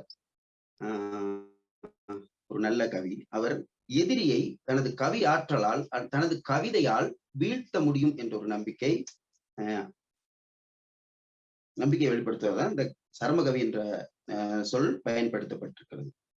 ஆக சரமகவிகள் என்ற கவிதையில் சரம கவிகளை எழுத பழகியாக வேண்டும் என்று அந்த கவிதையை தொடங்குகிறார். ஒரு கவிஞனாக ஒரு கவிதையால் எப்படி எதிரியை யார் யாரையெல்லாம் வீழ்த்த வேண்டும் என்று சபதம் எடுத்த பெண்ணாக இந்த கவிதையில் நிற்கிறார் ஹரோசனா. அந்தரங்கங்களின் அஞ்சலிக்காய், தொப்புள் கொடிகளுக்காய், வன்கலவி செய்யப்பட்டவளுக்காய், துரோக கொலைகளுக்காய், விடைகாணா தற்கொலைக்காய் சரம கவிகளை எழுத பழகியாக வேண்டும் என்று அந்த கவிதை தொடர்ந்து செல்கிறது. இதில் இருக்கக்கூடிய அருமையான கவிதைகளில் அதுவும் ஒன்று. அடுத்த கவிதை அவர்களை விட்டு விடுங்கள் என்ற ஒரு கவிதை. இந்த கவிதையில் நான் ஒரு ரசித்த பகுதி ஒன்று இருக்கிறது. ஓ என் புத்தனை தொலைத்த புதல்வ புதல்வியரே, ஓ என் புத்தனை தொலைத்த அதாவது ஏற்கனவே விமர்சனத்தில் அல்லது அந்த புத்தகம் பற்றிய பார்வையில் குறிப்பிட்டதை போல் இது இறைஞ்சும் நிலையில் இருந்தாலும் இந்த கவிதை இறைஞ்சும் நிலையில் தான் எழுதப்பட்டிருக்கிறது என்ற போதும் அது இன்னொரு வடிவத்தில் அது எதிராளிகளை அடிக்கிறது. அந்த அமைதியினூடாக அந்த போர்க்குணத்தை வெளிப்படுத்தி இருப்பதாகத்தான் நான் பார்க்கிறேன். அதற்கு அடுத்து தொலைந்து போ என்ற ஒரு கவிதை. ஹரோசனா மிக இந்த கவிதை நூலுக்குள் சிறப்பாக அணிகளை கையாண்டிருக்கிறார். இது அணிந்துரையில் அணிகள் பற்றிய குறைபாடுகள் இருப்பதாக, குறைபாடுகள் அல்ல, அணிகளை குறைவாக கையாண்டிருக்கிறார் என்ற ஒரு கருத்து இருக்கிறது. ஆனால் மிகவும் இதில் இந்த கவிதையில் பயன்படுத்தப்பட்டிருக்க உவமையை மட்டும் சொல்கிறேன். மிக எளிமையான உவமைகளை அவர் கையாண்டிருக்கிறார். நீ தொலைந்து போ, ஒரு கெட்ட குமாரத்தியை போல், வனாந்திரத்தின் நடுவே வழி தவறி போன ஆட்டுக்குட்டியை போல், காணாமற் போன வெள்ளி நாணயத்தை போல் நீ தொலைந்து போ. மிகவும் எளிமையான, இலகுவாக விளங்கக்கூடிய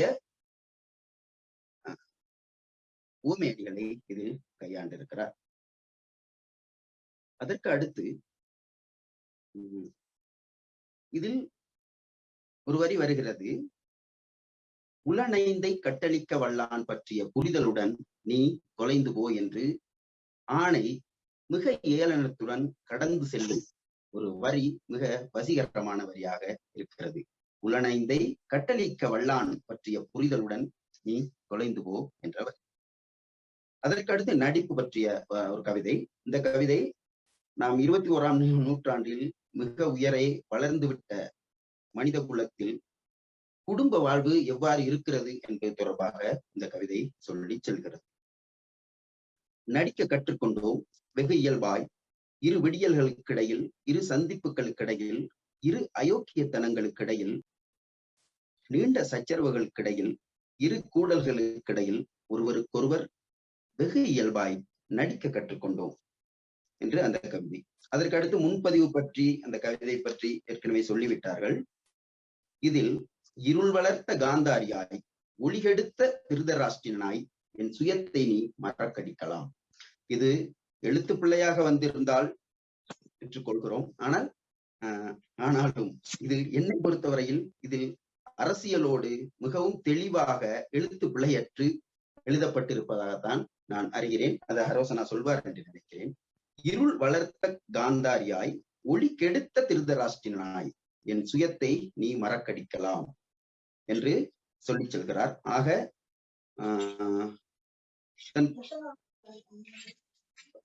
காதலனுக்கோ அல்லது கணவனுக்கோ எதிரான ஒரு கருத்தை வெளிப்படுத்தும் பெண்ணின் குரலாக இந்த குரல் இருக்கிறது. அதற்கு அடுத்து இன்றுடன் அகல்க என்ற கவிதை. அது தாயின் மரணம் பற்றி, ஒரு தாயின் மரணத்தை பற்றிய ஒரு பெண் போராளியாய் உருவகித்து இந்த கவிதையை எழுதி செல்கிறார். மிக முக்கியமாக ஒரு விடயத்தை பார்க்க வேண்டும். போராளி என்ற சொல்லை ஹரோசனா போராட்டக்காரியாக, போராளி என்ற பொதுப்பால் சொல்லில் இருந்து பெண்ணை வெளியில் எடுத்து போராட்டக்காரியாக மாற்றியிருக்கிறாள். உண்மையில் இதனூடாக போர்ச்சூழலிலோ அல்லது போராட்டங்களிலோ பெண்களினுடைய தனித்துவத்தை தனியே காட்டுவதற்கான முயற்சியாகத்தான் பார்க்கிறேன். அது மிக மிக வரவேற்கக்கூடிய ஒரு விடயம். இந்த பொதுப்பாற் சொற்களுக்குள் பெண்களுடைய பங்களிப்போ அல்லது பெண்களுடைய முக்கியத்துவமோ பெரும்பாலும் மறைத்து விடப்பட்டிருக்கின்றன. அந்த வகையில் இந்த சொல் போராட்டக்காரி, ஒரு கவிதை நெடுகிலும் பயன்படுத்தி இருக்கின்ற அந்த சொல் போராளி என்பதை தாண்டி, போராளி பெண் என்பதை தாண்டி போராட்டக்காரி என்றே தொடர்ச்சியாக எழுதி வந்திருக்கிறார். இது மிக மிக முக்கியமான ஒரு விஷயம். அதற்கு அடுத்து தாய் வழி என்ற ஒரு கவிதை. மிக மிக இந்த கவிதையில் மிக கனதியான கவிதைகளில் ஒன்றாக நான் இதை பார்க்கிறேன். இந்த கவிதையை இங்கு கோரிக்கை வந்தது போல் முழுமையான கவிதை ஒன்றை வாசித்து காட்டுவதற்கான ஒரு கோரிக்கை வந்திருந்தது. எனவே நான் இந்த கவிதையை முழுமையாக வாசித்து காட்டுவேன். உன் திடீர் சுற்றி வளைப்புகளுக்குள்ளும் கசகர்ணங்களுக்கும் முதுகை வளைக்கவும் பல்லை காட்டவும் என் முனகல்கள் நாணமில்லாதவளின் பாடல்களாய் ஒலிக்கவும், நீ நினைத்தபடியெல்லாம் ஆடவும் ஆட்டுவிக்கவும் வெகு லாவகமாய் என்னை புழக்கப்படுத்தினாய்.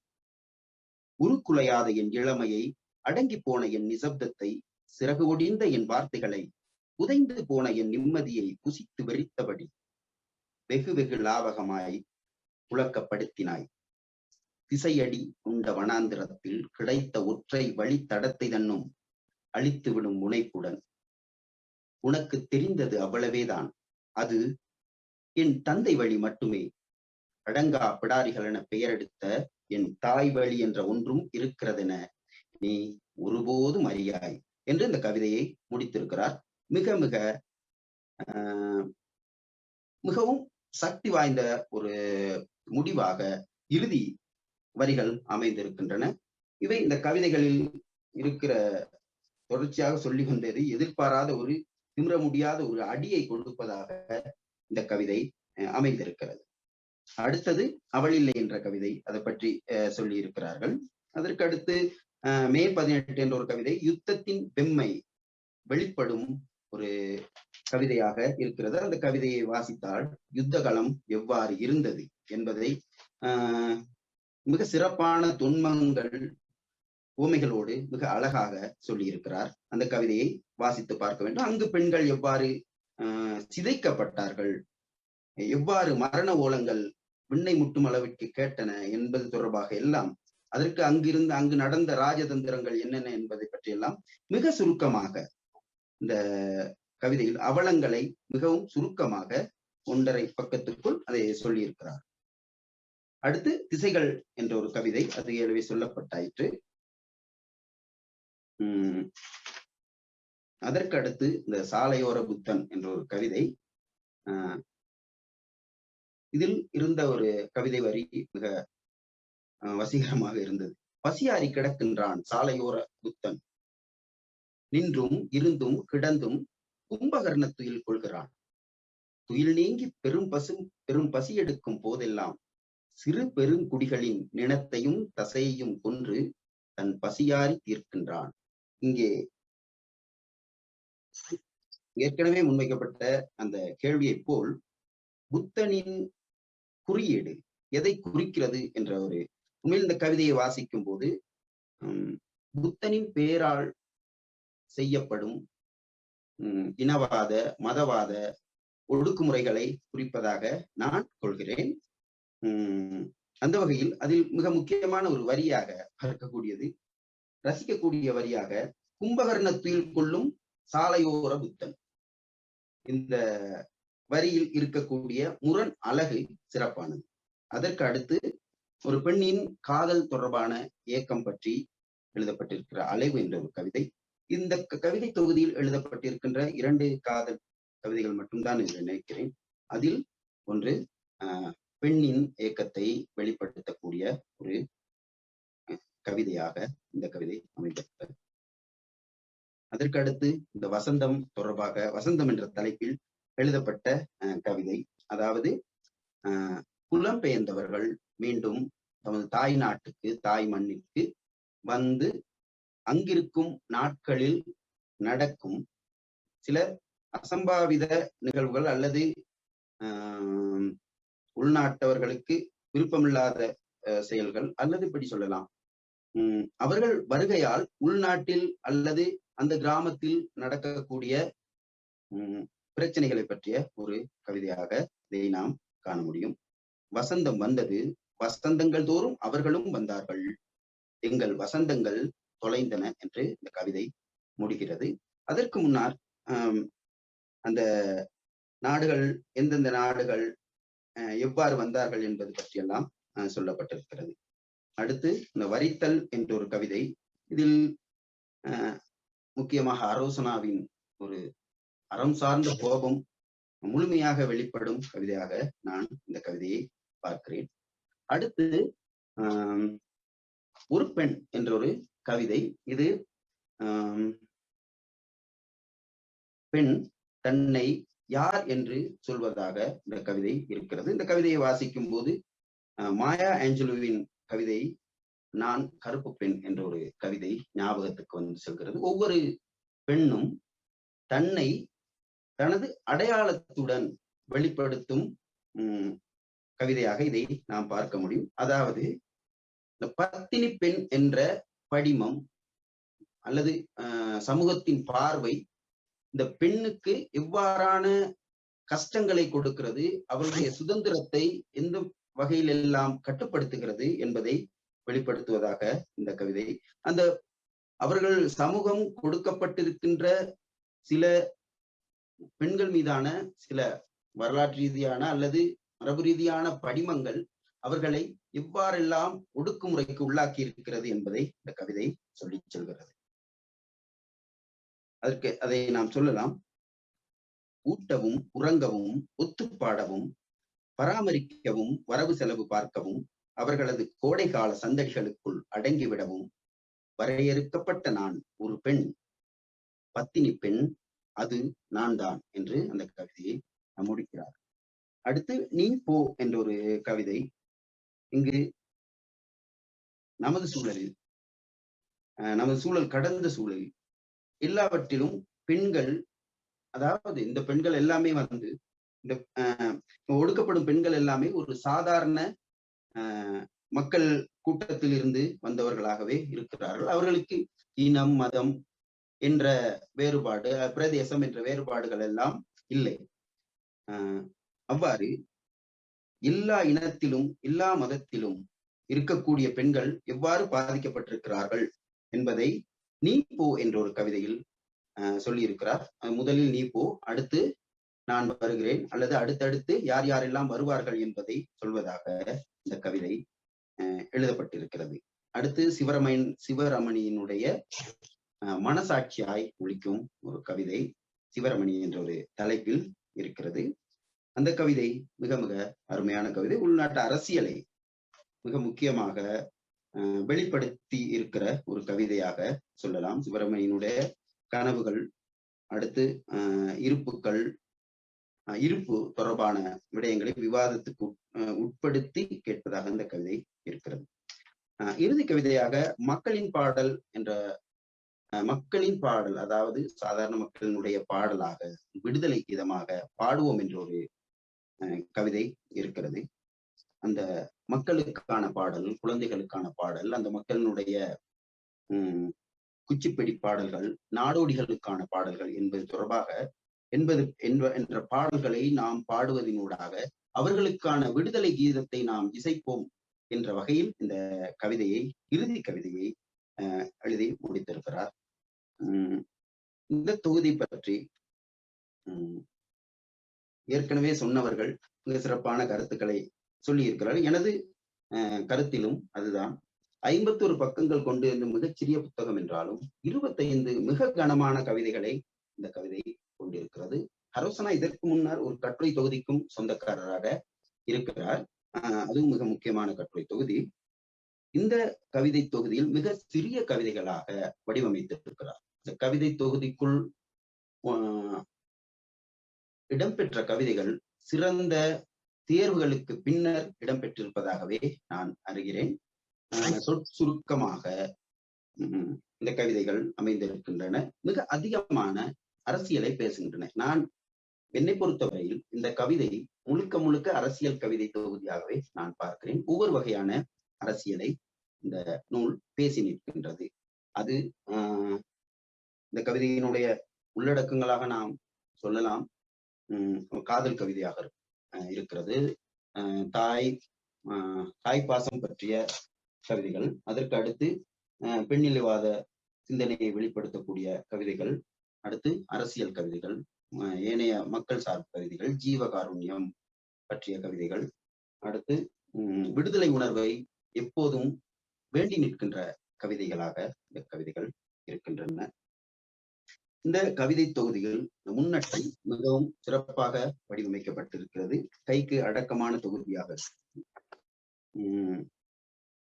அடுத்து இங்கு கையாளப்பட்டிருக்கக்கூடிய தொன்மங்கள், படிமங்கள், குறியீடுகள் என்பவை மிக சிக்கனமாக பயன்படுத்தப்பட்டிருக்கின்றன.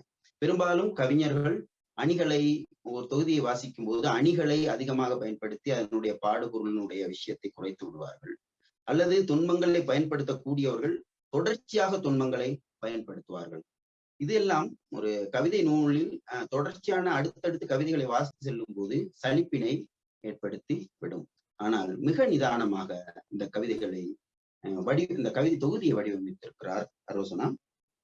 இதில் கையாளப்பட்டிருக்கக்கூடிய தொன்மங்கள் மிகவும் பழக்கப்பட்டவை. அணிகள் மிக எளிமையானவை. அடுத்து வரலாற்றை சில சாதாரண வாசகர்கள் கண்டுகொள்ளாத வரலாற்றை மிக எளிமையான வரிகளில் அதை தந்து அறிமுகம் செய்து செல்வது மிக சிறப்பான ஒரு விஷயம். அதற்கு அடுத்து அணிகள் மிக சிக்கனமாக கையாளப்படுவதினூடாக இவர் உள்ளடக்கத்திற்கு அதிகமான இடத்தை கொடுக்கிறார். கவிதைகள் மிகச் சிறியன, ஆனால் அந்த கவிதைகள் பாடும் விடயங்களில் அலங்கார அணிகளை அளவாக பயன்படுத்தி அல்லது குறைவாக பயன்படுத்தி தான் பேச வேண்டிய விடயத்தை மிகவும் கனதியாக முன்வைத்திருக்கிறார் இந்த தொகுதியில்.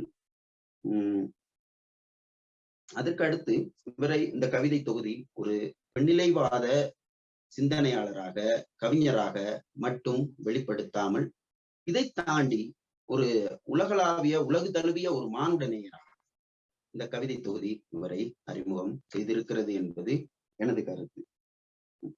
இதில் பெண்கள் வருகிறார்கள், ஒடுக்கப்படும் மக்கள் வருகிறார்கள், அழிக்கப்படும் தேசம் பற்றி வருகிறது என்று எல்லா பக்கமும் ஒடுக்கப்பட்டவர்களின் பக்கம் நிற்கும் ஒரு நிலை ஒரு எழுத்தாளனுக்கு மிக மிக முக்கியமானது. உண்மையில் அரசியல் கவிதைகளை எழுதுபவர் அவர்களுடைய கவிதை மக்களை சென்றடையும் போது, வரவேற்கப்படும் போது பாதி வெற்றியை பெற்றுவிடுகிறது.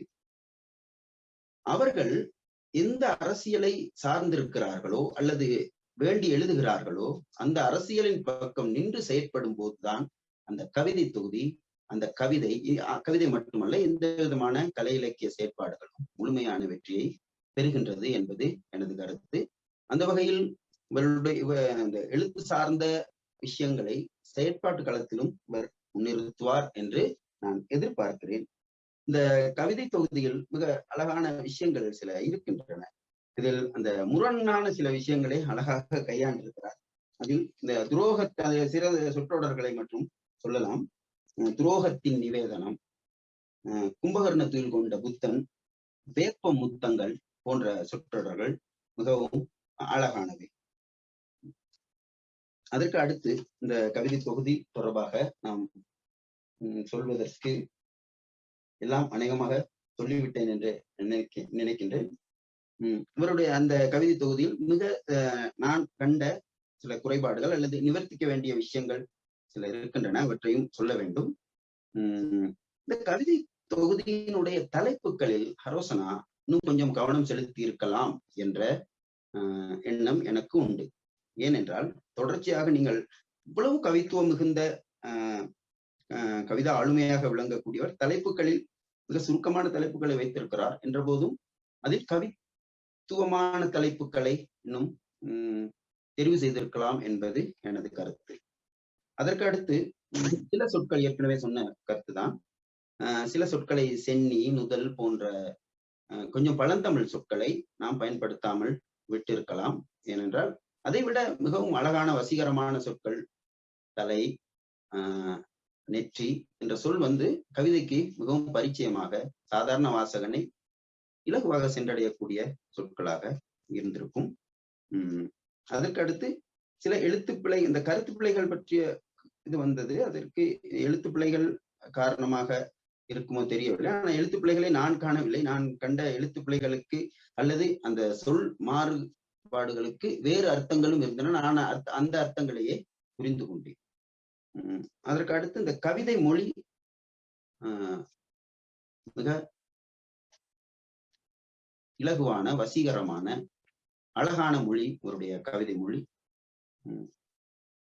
அடுத்து பெரும்பாலும் இந்த புலமைசார் துறைகளில், மொழி சார்ந்த துறைகளில் உயர்ந்த பீடங்களில் பணியாற்றுபவர்களுடைய படைப்பிலக்கியங்கள் துல்லியத்தை வெளிப்படுத்துவதற்காக சில கடுமையான அல்லது சாதாரண வாசகனை நெருங்க விடாத சொற்பயன்பாடுகள் இருப்பது உண்டு. நான் பார்த்திருக்கிறேன் பெரும்பாலான மிகச்சிறந்த கவிதைகளில் கூட. இந்த கவிதைக்குள் அந்த தவறு நடந்திருக்கவில்லை. மிகவும் சரளமான மொழிநடையை கையாண்டு இருக்கிறார். இன்னும் கூட என்னை பொறுத்தவரையில் இன்னும் கூட ஒரு சில இடங்களில் அதை எளிமைப்படுத்த முடியும் என்று நினைக்கின்றேன். அந்த வகையில் இந்த கவிதை தொகுதியை அறிமுகம் செய்யல இது பற்றிய பார்வையை வழங்குவதற்கு என்னை இந்த நிகழ்வுக்கு அழைத்த ஊடகருக்கு நன்றிகளை தெரிவித்துக் கொண்டு ஹரோசனாவுக்கு மனமார்ந்த வாழ்த்துக்களை தெரிவித்துக் கொள்கிறேன். தொடர்ந்தும் எழுத வேண்டும். தொடர்ந்தும் இது போன்ற இதைவிட இன்னுமாய் பல்வேறு துறைகளிலும் நீங்கள் எழுதக்கூடிய ஆற்றல் உள்ளவர். உங்களுடைய படைப்புகளை நாங்கள் மிகுந்த ஆவலோடு எதிர்பார்க்கிறோம். வாழ்த்துக்கள். நன்றி. மிக்க நன்றி தினகரன், மிக விரிவான சிறப்பான கருத்துக்கு. இது கலந்துரையாடலுக்கு நாங்க போகலாம். இதுல இந்த 3 பேரும் பேசினதை வச்சு நீங்கள் ஏதாவது கிரகிச்சு கொண்டால் அல்லது அது சம்பந்தமாக விமர்சனங்கள் இருந்தால் நீங்கள் சொல்லலாம். அதே போல வந்து கரிசோனாவும் தன்னுடைய ஏற்புரிய அல்லது தன்னுடைய இவர்கள் கூறிய கருத்துக்கள்ல முரண்பாடு உடன்பாடு இருக்கும் பட்சத்துல கலை இதை யாராவது நீங்க கேள்விகள் இருந்தால் கேட்கலாம்.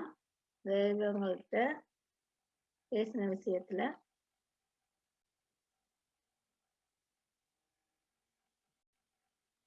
கவிஞர்கள் இங்க இருக்கிறீங்கன்னு நினைக்கிறேன் நான்.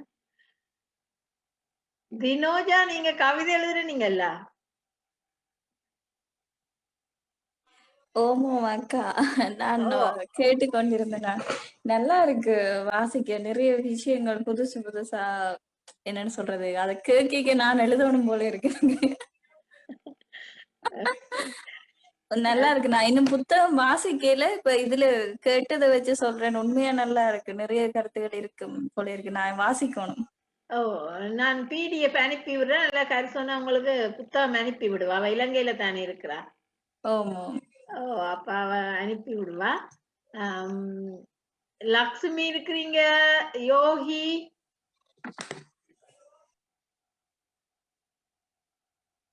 யோகி லக்ஷ்மி வணக்கம். லக்ஷ்மி வணக்கம். என்ன, நான் புத்தகம் பார்க்க இல்ல, நான் ஜஸ்ட் இந்த நிகழ்வை தான் கேட்டுதான். அந்த நிகழ்வை கேட்டது வந்து புத்தகத்தை வாசிக்கணும் போல ஒரு ஆர்வத்தை தந்திருக்குது. நான் புத்தகத்தை வேண்டி வாசிக்க விடணும்னு நினைக்கிறேன். யோகி நன்றி லக்ஷ்மி, சந்தோஷமா இருக்கு நீங்க வந்து. நன்றி. யோகி வணக்கம்மா. வணக்கம். நீ கவிதை எழுதுற, நீ என்ன இந்த உங்களோட விமர்சனத்தை வச்சு நீ என்ன கதைக்கிறேன்? நீ புத்தகம் வாசிக்கிறேன்னு தெரியும். ஆமா, எனக்கு புத்தகமும் நான் வாசிக்கல. இன்னொன்னு வந்து அருஷ்னாவோட கவிதைகளும் ஒரு கவிதையும் நம்ம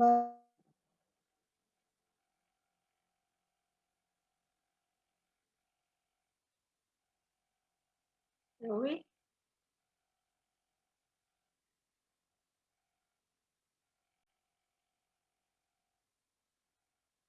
யோகி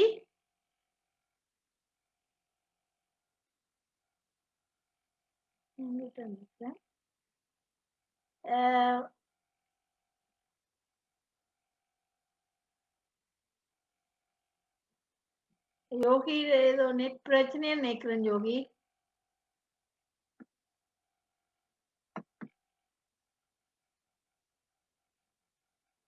ஓகே. யோகி வேற மட்டும் நீங்க வேற யாராவது கதைக்கலாம். அவர் நெட் பிரச்சனை நினைக்கிறேன் யோகிக்கு.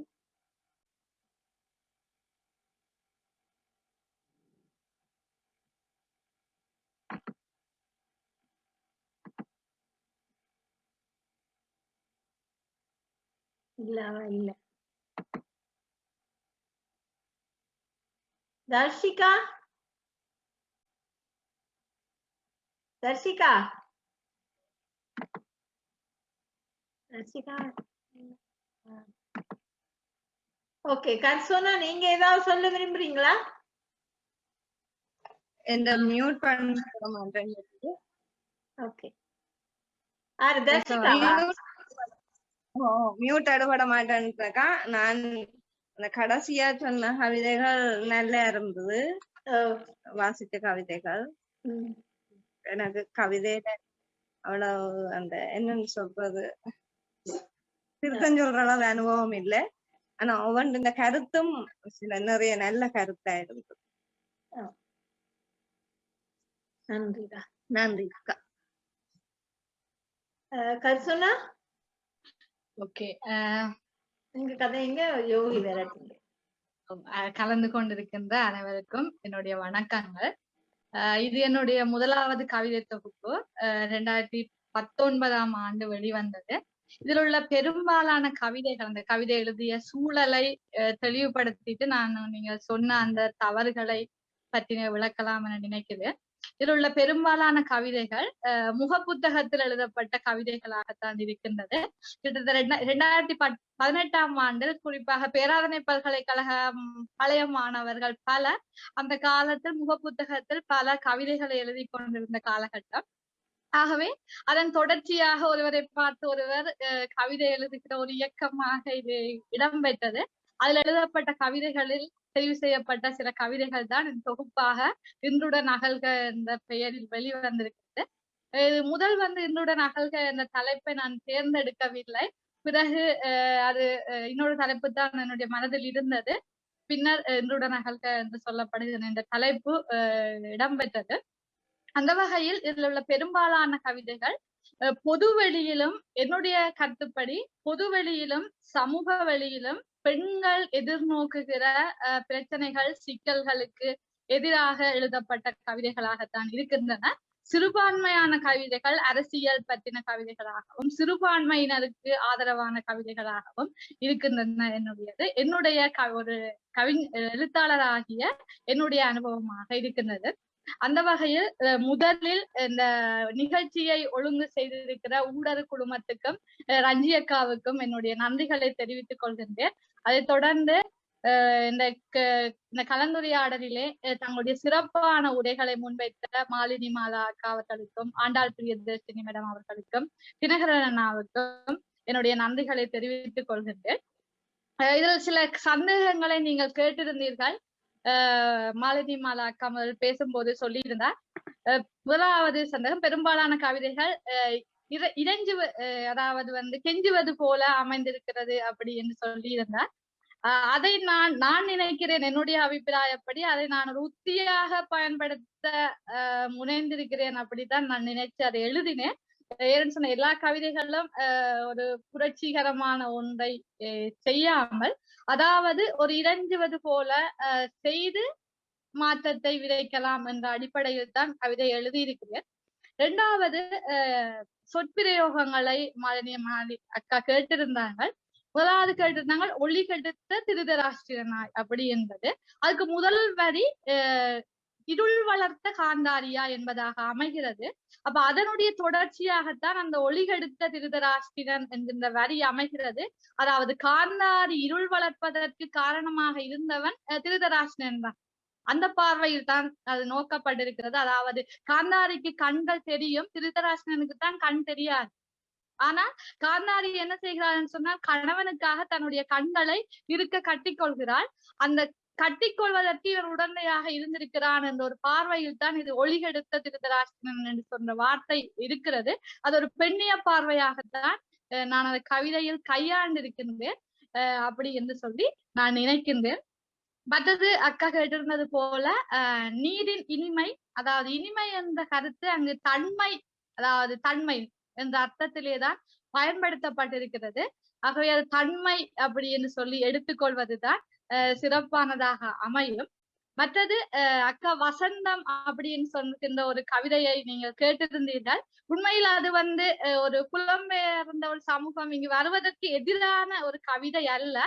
இங்கு உள்ளவர்களுடைய மனநிலையில், குறிப்பாக இந்த இளைஞர் யுவதிகளுடைய மனநிலையில் அவர்களுடைய வருகை எத்தகைய பாதிப்புகளை ஏற்படுத்துகிறது என்ற ஒரு அமைப்புலதான் இருக்கிறது. அவர்களுடைய செயற்பாடுகள் இங்குள்ளவர்களை எப்படி அவர்களுடைய கல்வியில நாட்டம் இல்லாம வெளிநாடு என்று சொல்லி இங்குள்ளவர்களும் ஓட வேண்டும் என்று சொல்லி அந்த எதிர்பார்ப்பை தூண்டுவதாக அவர்களுடைய நடவடிக்கைகள் எப்படி இருக்கிறது என்று சொல்லி எழுதப்பட்ட ஒரு கவிதையாகத்தான் இருக்கிறதே ஒழிய அது வெளிநாட்டவர்கள் அல்லது புலம்பெயர்ந்தவர்கள் இங்கு வருவதற்கு எதிராக எழுதப்பட்ட ஒரு கவிதை அல்ல. இங்குள்ள இளைஞர் யுவதிகளுடைய கல்வி வீழ்ச்சிக்கு எதிராக எழுதப்பட்ட ஒரு கவிதை தான். அவருடைய கல்வி வீழ்ச்சிக்கான முக்கிய காரணம் இந்த புலம்பெயர் நாடுகளுக்கு செல்ல வேண்டும் என்ற யுத்தம் முடிந்த போதும், யுத்தம் முடிஞ்சு 11 வருடம் ஆகிய போதும் இன்னும் வெளிநாட்டுக்கு ஓட வேண்டும் என்கிற ஒரு மனநிலையில இருக்கிற அந்த ஒரு நிலைக்கு எதிராக எழுதப்பட்ட கவிதையாகத்தான் இந்த கவிதை இருக்கிறது.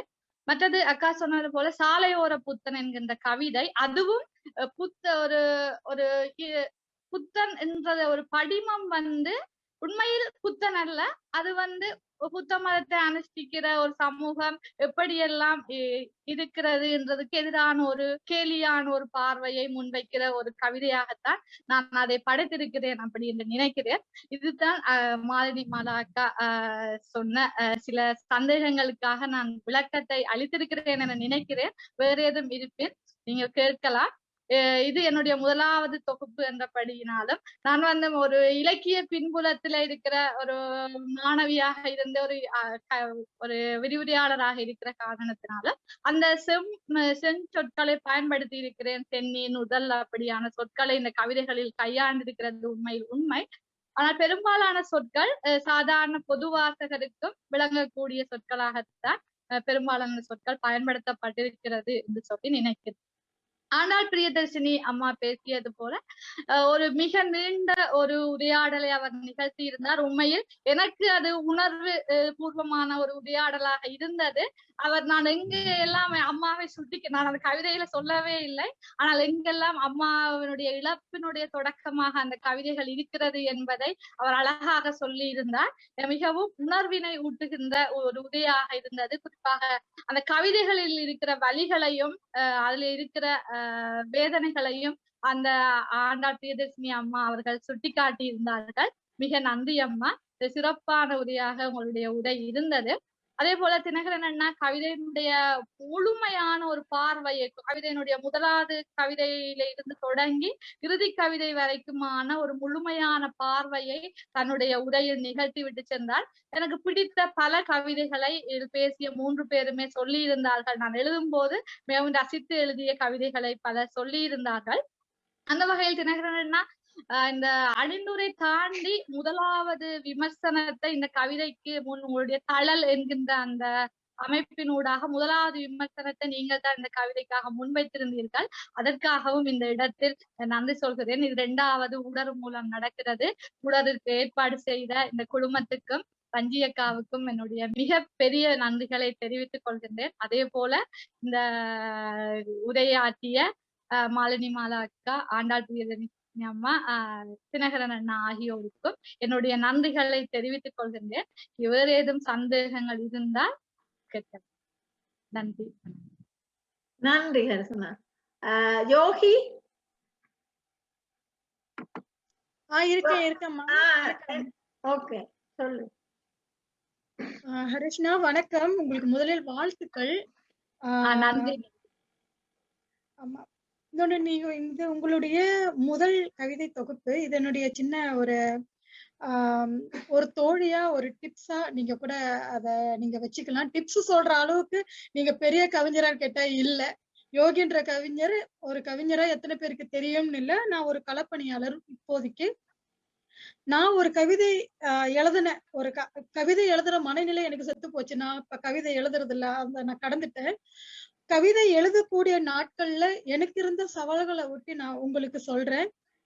ஒரு எழுத்து ஜெயிக்கணும் அப்படின்னாக்கா, ஒரு கவிதைய மிக சிறந்த ஒரு கவிதையா ஜெயிக்கணும் அப்படின்னா, நீங்க இப்ப எழுதியிருக்கிற கவிதைய உங்களுக்கு நீங்களே தான் ஒரு போட்டியாளரா, உங்க கவிதைக்கு அடுத்து உங்க கவிதை தான் போட்டியா இருக்கணும். வேற யாருடைய கவிதையோ கவிதை மாதிரியோ இல்ல அந்த கவிதையால ஈர்க்கப்பட்டோ நான் எழுதினேன், அதனால ஒரு தாக்கத்துல எழுதினேன் அப்படின்ற எந்த ஒரு வார்த்தைகளுக்கு தாண்டி ஒரு கவிதைக்கு எது சவால்னா உங்க கவிதை தான் சவால். சோ அந்த கவிதையிலிருந்து மாற்று கவிதையா அதாவது நான் மாற்றுன்னு சொல்றது உங்க மொழியே இன்னமும் கொஞ்சம் சவால் நிறைந்த அடுத்த கட்டத்துக்கு நீங்க போகணும். இதோட இப்போதைக்கு நான் கேட்ட வரைக்குமே இது சொல்றதுக்கு நான் மதிக்கணும். ஒரு உரைநடையா அப்படியான வாசிச்ச 2-3 கவிதையிலே இது ஒரு உரைநடை கவிதையான்ற மாதிரி தோன்ற ஆரம்பிக்குது. அப்படி இல்லாம கவிதை அடுத்தடுத்த தளத்துக்கு பயணிக்கிறதுக்கு நிறைய வாசிங்க. உங்களுக்கான ஒரு கவிதை நடைய கண்டுபிடிங்க. அருஷானாக்கா இலங்கையில அருஷான ஒரு கவிஞர் இருக்கிறாங்களா அப்படின்ற கேள்வி இல்லாம அருஷா மிக சிறந்த கவிஞர், அவங்களுடைய மிக சிறந்த கவிதை இது அப்படின்னு அடையாளப்படுத்துற அளவுக்கு உங்களோட வாசிப்பு நீங்க விரிவுபடுத்தி அழகான கவிதைகளை நீங்க எழுதுங்க, பகிருங்க. நாங்க இருக்கிறோம் வாசிக்கிறதுக்கு, தொடர்ந்து உங்களுடைய கவிதைகளை விமர்சனம் பண்றதுக்கும் அத எதை நீங்க சொல்றீங்கன்னு துல்லியமா சொல்றதுக்கும் நாங்க இருக்கிறோம். எந்த ஒரு புகழ்ச்சிக்கும் மயங்கிராதீங்க, உழைப்ப போடுங்க. இதுதான் என்னுடைய இப்போதைக்கு கேட்டதில்ல. கூடியப்பட்டு உங்களுடைய கவிதை தொகுப்பு எனக்கு கிடைக்க வரும் பட்சத்துல நானுமே அதுக்கு ஏதாவது விமர்சனம் எழுதுறதுக்கு முயற்சி பண்றேன். ரொம்ப நன்றி. நன்றி நன்றி ஜோகி, உங்களுடைய அறிவுரைக்கு உண்மையில் நன்றி.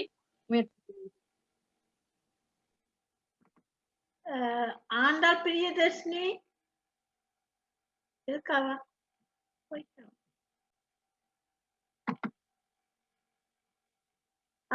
நீங்க கருத்து சொல்ல போறீங்களா? ஆண்டாள் பிளீஸ் மியூட் பண்ணு, அன்மியூட். இல்ல நிறைவா இருக்குது. மிக்க நன்றி. வேற யாராவது கருத்து சொல்லணும்னா சொல்லலாம். இல்லாட்டி மாலினி மியூட் மியூட்.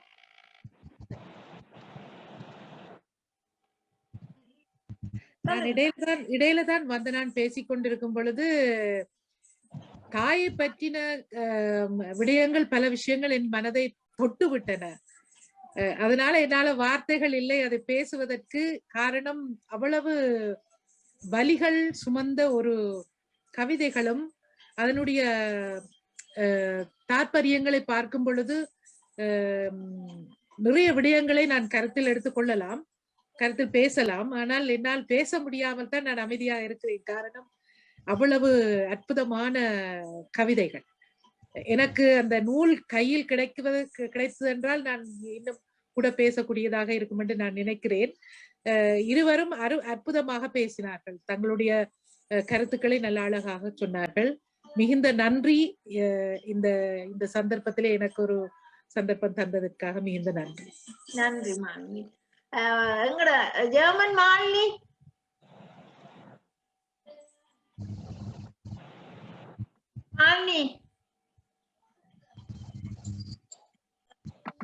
மைக் ஆஃப்ல இருக்கு. அங்கட மாலினி இருக்கிறாவா? பேசினவா இருக்கிறாவே? மாலினி இருக்காங்க, ஆனா அவங்க அன்மியூட் பண்ண முடியல. அது நான் நினைக்கிறேன் மாலினி உங்களோட இது அன்மியூட்ல இருக்கு. நீங்க செய்ய மட்டும் நினைக்கிறேன். நான் செய்யல. அது மாலினி அவதான் ஏதோ சேர்க்கிறேன். மாலினி அன்மியூட் பண்ண முடியலீங்களா?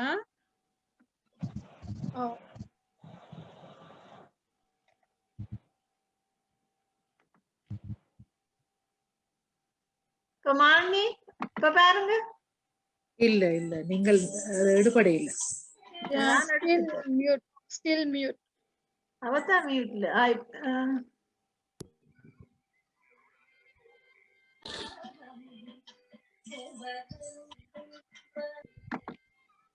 நான் ஒண்ணும் செய்யல, அது அவதான் எடுக்கணும். அவட கம்ப்யூட்டர்ல தான் ஏதோ போச்சு.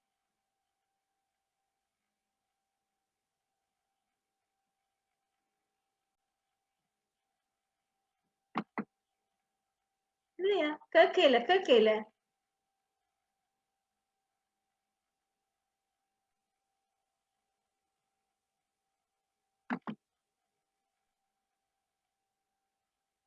அது சொன்னா உங்களுக்கு ஓகேயா? கேக்குதா? இப்ப கேக்குதா? கேக்குதா? ஓ இப்ப ஹரிசனா, நான் சில கேள்விகள் எனக்கானது மாத்திரம் இல்ல, உங்களை எந்த விதத்திலும் இதன்றதுக்காக நான் கேட்கல. ஒரு இடத்துலதான் நான் அந்த இறைஞ்சல்ன்றது சிலாக்கள குண இயல்புக்கு அல்லது கொள்கைகளுக்கு மாறுபட்டிருக்கும் இன்னொரு ஆளுன்ற எழுத்து. என்னால அந்த இறைஞ்சல்ன்றது கொஞ்சம் கஷ்டமான விஷயம். அந்த இடத்துலதான் நான் கேட்டேன், என்ன எல்லா கவிதைகளும் ஒரு தீர்க்கமான தீரமான ஒரு உந்துதலை கொடுத்தோன்றிருக்க, அப்படியே வாசிச்சோண்டு போட்டு இருந்தாப்புல ஒரு கவிதை அப்படி வரைக்கல எனக்கு அப்படி வாசிச்சோண்டு போய்க்கலாம் அவ்வளவு சந்தோஷமா இருந்துச்சு.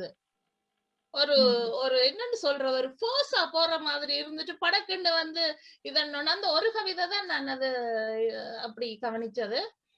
மற்றபடிக்கு இந்த சென்னி நுதல்லண்ட் அப்படி நீங்க பாவிச்ச அந்த விஷயங்கள் வந்து உண்மையாவே அது எனக்கு பிடிச்சிருந்த விஷயங்கள். என்ன நாங்கள் வந்து அது பாவனையில இருந்து போட்டது மொழி கொஞ்சம் கொஞ்சமா நாங்கள் வேற தளத்துக்கு போக போக போக எங்கட ஆதி மொழி அழிஞ்சோண்டு போகுது. அப்படி இல்லாம அதை எடுத்து நீங்க கொண்டு வந்து போட்ட இடம் பிடிச்சிருந்தது. அது வேணுமென்று நான் நினைக்கிறேன். அது கவிதை மொழி அண்டு வரைக்குள்ள இன்னும் அழகான பிரயோகங்களை பாவிக்க முடிஞ்சாலும் அதுக்காக எங்களுடைய எப்படி சொல்றது நாங்கள் மேல் நோக்கி செல்ல செல்ல எங்களுடைய அறிவும் எங்களுடைய நாகரிகங்களும் மேல் நோக்கி போகலாம். ஆனாலும் எங்களுடைய சந்ததியின் வேறொன்று இருந்தது தானே, அதை திரும்ப இருக்கா மேலுக்கு எடுக்கல அது மிக அழகானதும் மிதியபூர்வமானதுமா இருக்கும். அப்படி இருந்துச்சு அந்த நீங்கள் பாவனையில் இல்லாத வார்த்தைகளை எடுத்து நீங்கள் போட்டது வந்து உண்மையாவே அந்த ஒரு குறிப்பிட்டு இந்த இவ வந்து எனக்கு முன்னுக்கு அறிமுகம் இல்லை, வேறவங்களோட கவிதைகள் நான் வாசிக்கல இந்த புத்தகம் வாசிக்கும் முன்ன. அப்ப இவட்ட இருக்குது இன்னும் இருக்குது, இவ தர்றதுக்கு இன்னும் இருக்குது இவட்ட என்ற அந்த அடையாளத்தை கொண்டு வர்றது வந்து இப்படியான வார்த்தைகள் தான். இவ தந்தது போதாது, அதாவது வந்து ஒரு பானைக்குள்ள இன்னும் இருக்குது, நீங்க மேலால கொஞ்சம் தள்ளி போட்டிருக்கிறீங்களா மாதிரி தோண வச்சது அந்த வார்த்தைகள். இன்னும் எழுதி இருக்கலாம், இன்னும் செய்யலாம் என்றது. அதே மாதிரி அந்த சில கேள்விகள் அது எனக்காக மாத்திரம் கேட்கப்படுற இல்ல. இப்ப நீங்கள் ஏராளம் இப்படியான நிகழ்வுகளை சந்திச்சிருப்பீங்கள்.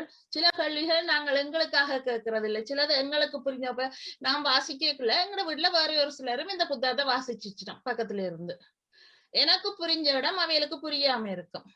அந்த கேள்விகள் பொது கேள்விகளா இருக்கும், எல்லா கேள்விகளும் இல்லை, சில கேள்விகள் பொது கேள்விகளா இருக்கும். ஆனா அந்த வசந்தம் பற்றின கவிதை வந்து நானே கேட்ட கேள்வி என்னன்னா எனக்கு அதுக்குள்ள உண்மையாவே ஒரு மயக்கம் இருந்தது. என்னன்னா எப்படி இங்க இருந்து வேற மூலமா அப்படி எப்படி நெருஞ்சி காய்க்கும் என்றது வந்து ஒரு இப்ப நான் ஒரு இங்க இருந்து பாக்குற பார்வையில நாங்கள் வந்து எங்களுடைய சகோதரர்களா உண்மையாவே நாங்கள் இங்க வந்து ஒரு திருப்தியான வாழ்க்கையில இல்ல, நாங்கள் பாதி அங்க விட்டுட்டு இருக்கிற வாழ்க்கையில இருக்கிறோம். அப்படி இருக்கீங்களா இப்படியான ஒரு கவிதையை வாசிச்சோன்னு நாங்கள் அவையில காயப்படுத்துறோமா, நாங்கள் தேடி போற நேசத்தோட அங்க உள்ளவர்கள் இல்லையா என்றது வந்து ஒரு ஒரு வேதனையான ஒரு மனநிலையை கொடுத்த அந்த கேள்வி நான் கேட்டது. அப்படி ஒரு சிலது நான் இது எனக்கான பதில் தேவையா இருந்தது. மற்றது சில கேள்விகள் வந்து இத வாசிக்கிற இனியும் வாசிக்க போற ஆட்கள்கிட்ட இருக்கக்கூடிய கேள்விகளாகவும் இருக்கலாம். இப்ப நான் கவிதை எழுதுறேன்னுக்குள்ள எனக்கு அதுக்குள்ள இருக்கிற கொஞ்சம் ஆழமான விஷயங்கள் புரியலாம்.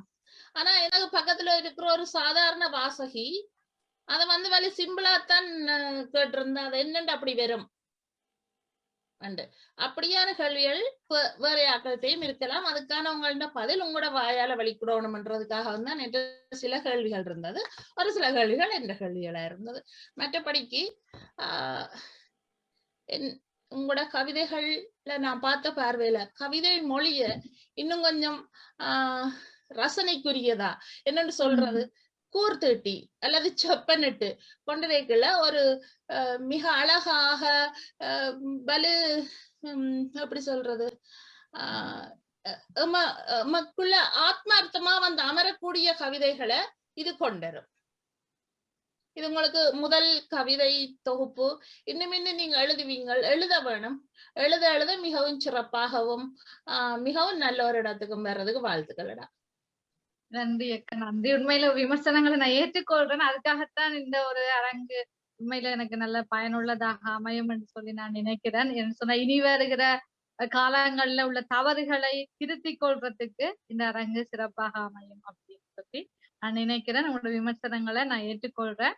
அதே போல உண்மையில சில சொற்களை கையாளும் போது கவிதை வந்து இருண்மைக்கு சென்று விடுது, அந்த பொருள் தெரியாத ஒரு நிலையும் இருக்குது. அப்ப அதற்காக அப்படிப்பட்ட சொற்களை பயன்படுத்துறத வந்து தவிர்க்க வேண்டும் என்ற ஒரு நோக்குக்காகத்தான் நான் சாதாரண சொற்களை பயன்படுத்தினா நீங்க சொன்னது போல இலக்கிய வழக்குட அதாவது அரிதாக அழிந்து போற நிலையில இருக்கிற சொற்களை பயன்படுத்தினு சொல்லிட்டு அதுக்கு நன்றி அக்கா. அதே போல விமர்சனங்களை ஏற்றுக்கொள்கிறேன். உண்மையில வசந்தம் என்ற கவிதை அது பதிகைக்காக எதிராக எழுதப்பட்ட கவிதை அல்ல. அது இங்க உள்ள கல்வி இளைஞர் ஜோதிகளினுடைய கல்வி நடவடிக்கைகள் எப்படி அதால பாதிப்படையுதுன்றதுக்காக ஒரு எழுதப்பட்ட கவிதையாகத்தான் அதை எழுதினேன். அது ஒரு எதிரான ஒரு கவிதை இல்ல. ஏன்னு சொன்னா புலம்பெயர்ந்தவர்களினுடைய ஈழத்து வரவு அவர்களுக்கு எவ்வளவு முக்கியமானது, அவர்களுக்கு எவ்வளவு ஒரு மன ஆறுதலை அளிக்கிறது என்பது எனக்கு நன்றாக தெரியும். ஆகவே அதை உங்களுக்கு இந்த இடத்துல நான் தெளிவுபடுத்திக் கொள்கிறேன். நன்றி அக்கா. விமர்சனங்களுக்கு நன்றி கருசுனா. இந்த இதுல தேவா ஒரு புத்தகம் கேட்டிருந்தவ இந்த நாங்கள் போட்டிருந்த இன்விடேஷனை பார்த்த பிறகு அவ ஜெர்மன்ல இருக்கிறா. இப்ப இடையில தான் சேர்ந்து இருக்கிறா. அவக்கு நீங்க புத்தகம் அனுப்புறீங்களா அல்லது நான் PDF அனுப்பட்டுமா? நான் புத்தகம் தேவைன்னு சொன்னா தொடர்பு கொள்ளுங்க, நான் அனுப்புறேன். முகவரியா அனுப்பி விடுங்க. அது என்னட்டு தான் இருக்கு புத்தகம், வேற புத்தக நிலையங்களுக்கு நான் வழங்க இல்ல. ஓகே தேவா, உங்களுக்கு புத்தகம் வந்து கேட்டீங்க தானே தேவா?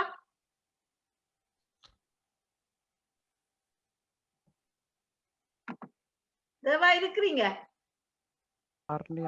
ஓகே, இப்ப நான் என்னன்னு சொன்னா எனக்கு புத்தகம் கிடைக்கல. ஓகே, நான் பிந்தி தான் நான் அதையும் பார்த்தேன். நான் கிடைச்சிருந்தா நானும் விமர்சனம் சொல்லக்கூடிய மாதிரி அல்லது ஒரு கருத்துக்கள் சொல்லக்கூடிய மாதிரி இருக்கும். ஆனா நான் எழுதுவேன், ஊடகத்துல எழுதுறேன். நான் புத்தகம் எனக்கு கிடைச்சதுக்கு பிறகு விமர்சனம் ஊடகத்துல நான் எழுதுவேன்.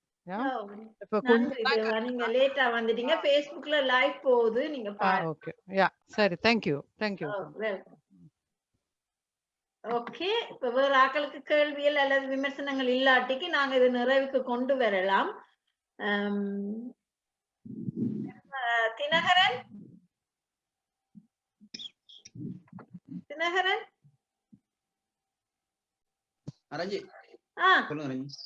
நீங்க ஏதாவது சொல்ல விரும்புறீங்களா தினகரன்? இல்ல. ஓகே சரி, அப்ப நாங்க இதை நிறைவுக்கு கொண்டெல்லாம். மிக்க நன்றி கலந்து கொண்ட ஆக்களுக்கு எல்லோருக்கும். கரிசனா இன்னும் நிறைய புத்தகங்களை வெளியிட வேணும் என்று கேட்டுக்கொண்டு தினகரன் சொன்ன மாதிரி களப்பணியிலே ஈடுபட வேணும் என்று நான் கேட்டுக்கொள்வேன் கரிசனாவை. எங்களோட இணைஞ்சு நீங்க களப்பணியில ஈடுபடணும் கரிசனா. கண்டிப்பா. நீங்க சில இதுல மற்ற இப்ப நேற்று ஆவணப்படுத்தல் பற்றிய பெண்களோட ஆவணப்படுத்தல் பற்றிய ஒரு இது நூலகம் செய்திருந்தது. இல்ல தர்ஷிகா இருக்கிறார், அஞ்சி இருக்கிறார், நிறைய பேர் வந்திருந்தார்கள். 40-50 பேருக்கு மேல. நிறைய 2.5 மணித்தியாலம் நடந்து நல்லா நடந்துச்சு. சரஸ்வதி சிவாகுருல இருந்து எல்லாருமே வந்து 4 பேரும் காய்ச்சாங்க. சிறி நுணுகல சிறி பிஸ்லியா அப்படி எல்லாரும். மற்றது தேன்மொழி என்று அவர் பால் புதுமையினர் புயல் அமைப்பை சேர்ந்தார்கள் எல்லோரும். அதே மாதிரி நீங்களும் இந்த ஆவணப்படுத்தல் மற்றது களப்பணி எல்லாம் ஈடுபடணும்னு கேட்டுக்கொண்டு இன்னும் நிறைய புத்தகங்கள் எழுதணும் வாழ்த்தி கொண்டு கலந்து கொண்ட எல்லோருக்கும் மிக்க நன்றி. Good night. நன்றி. Good night.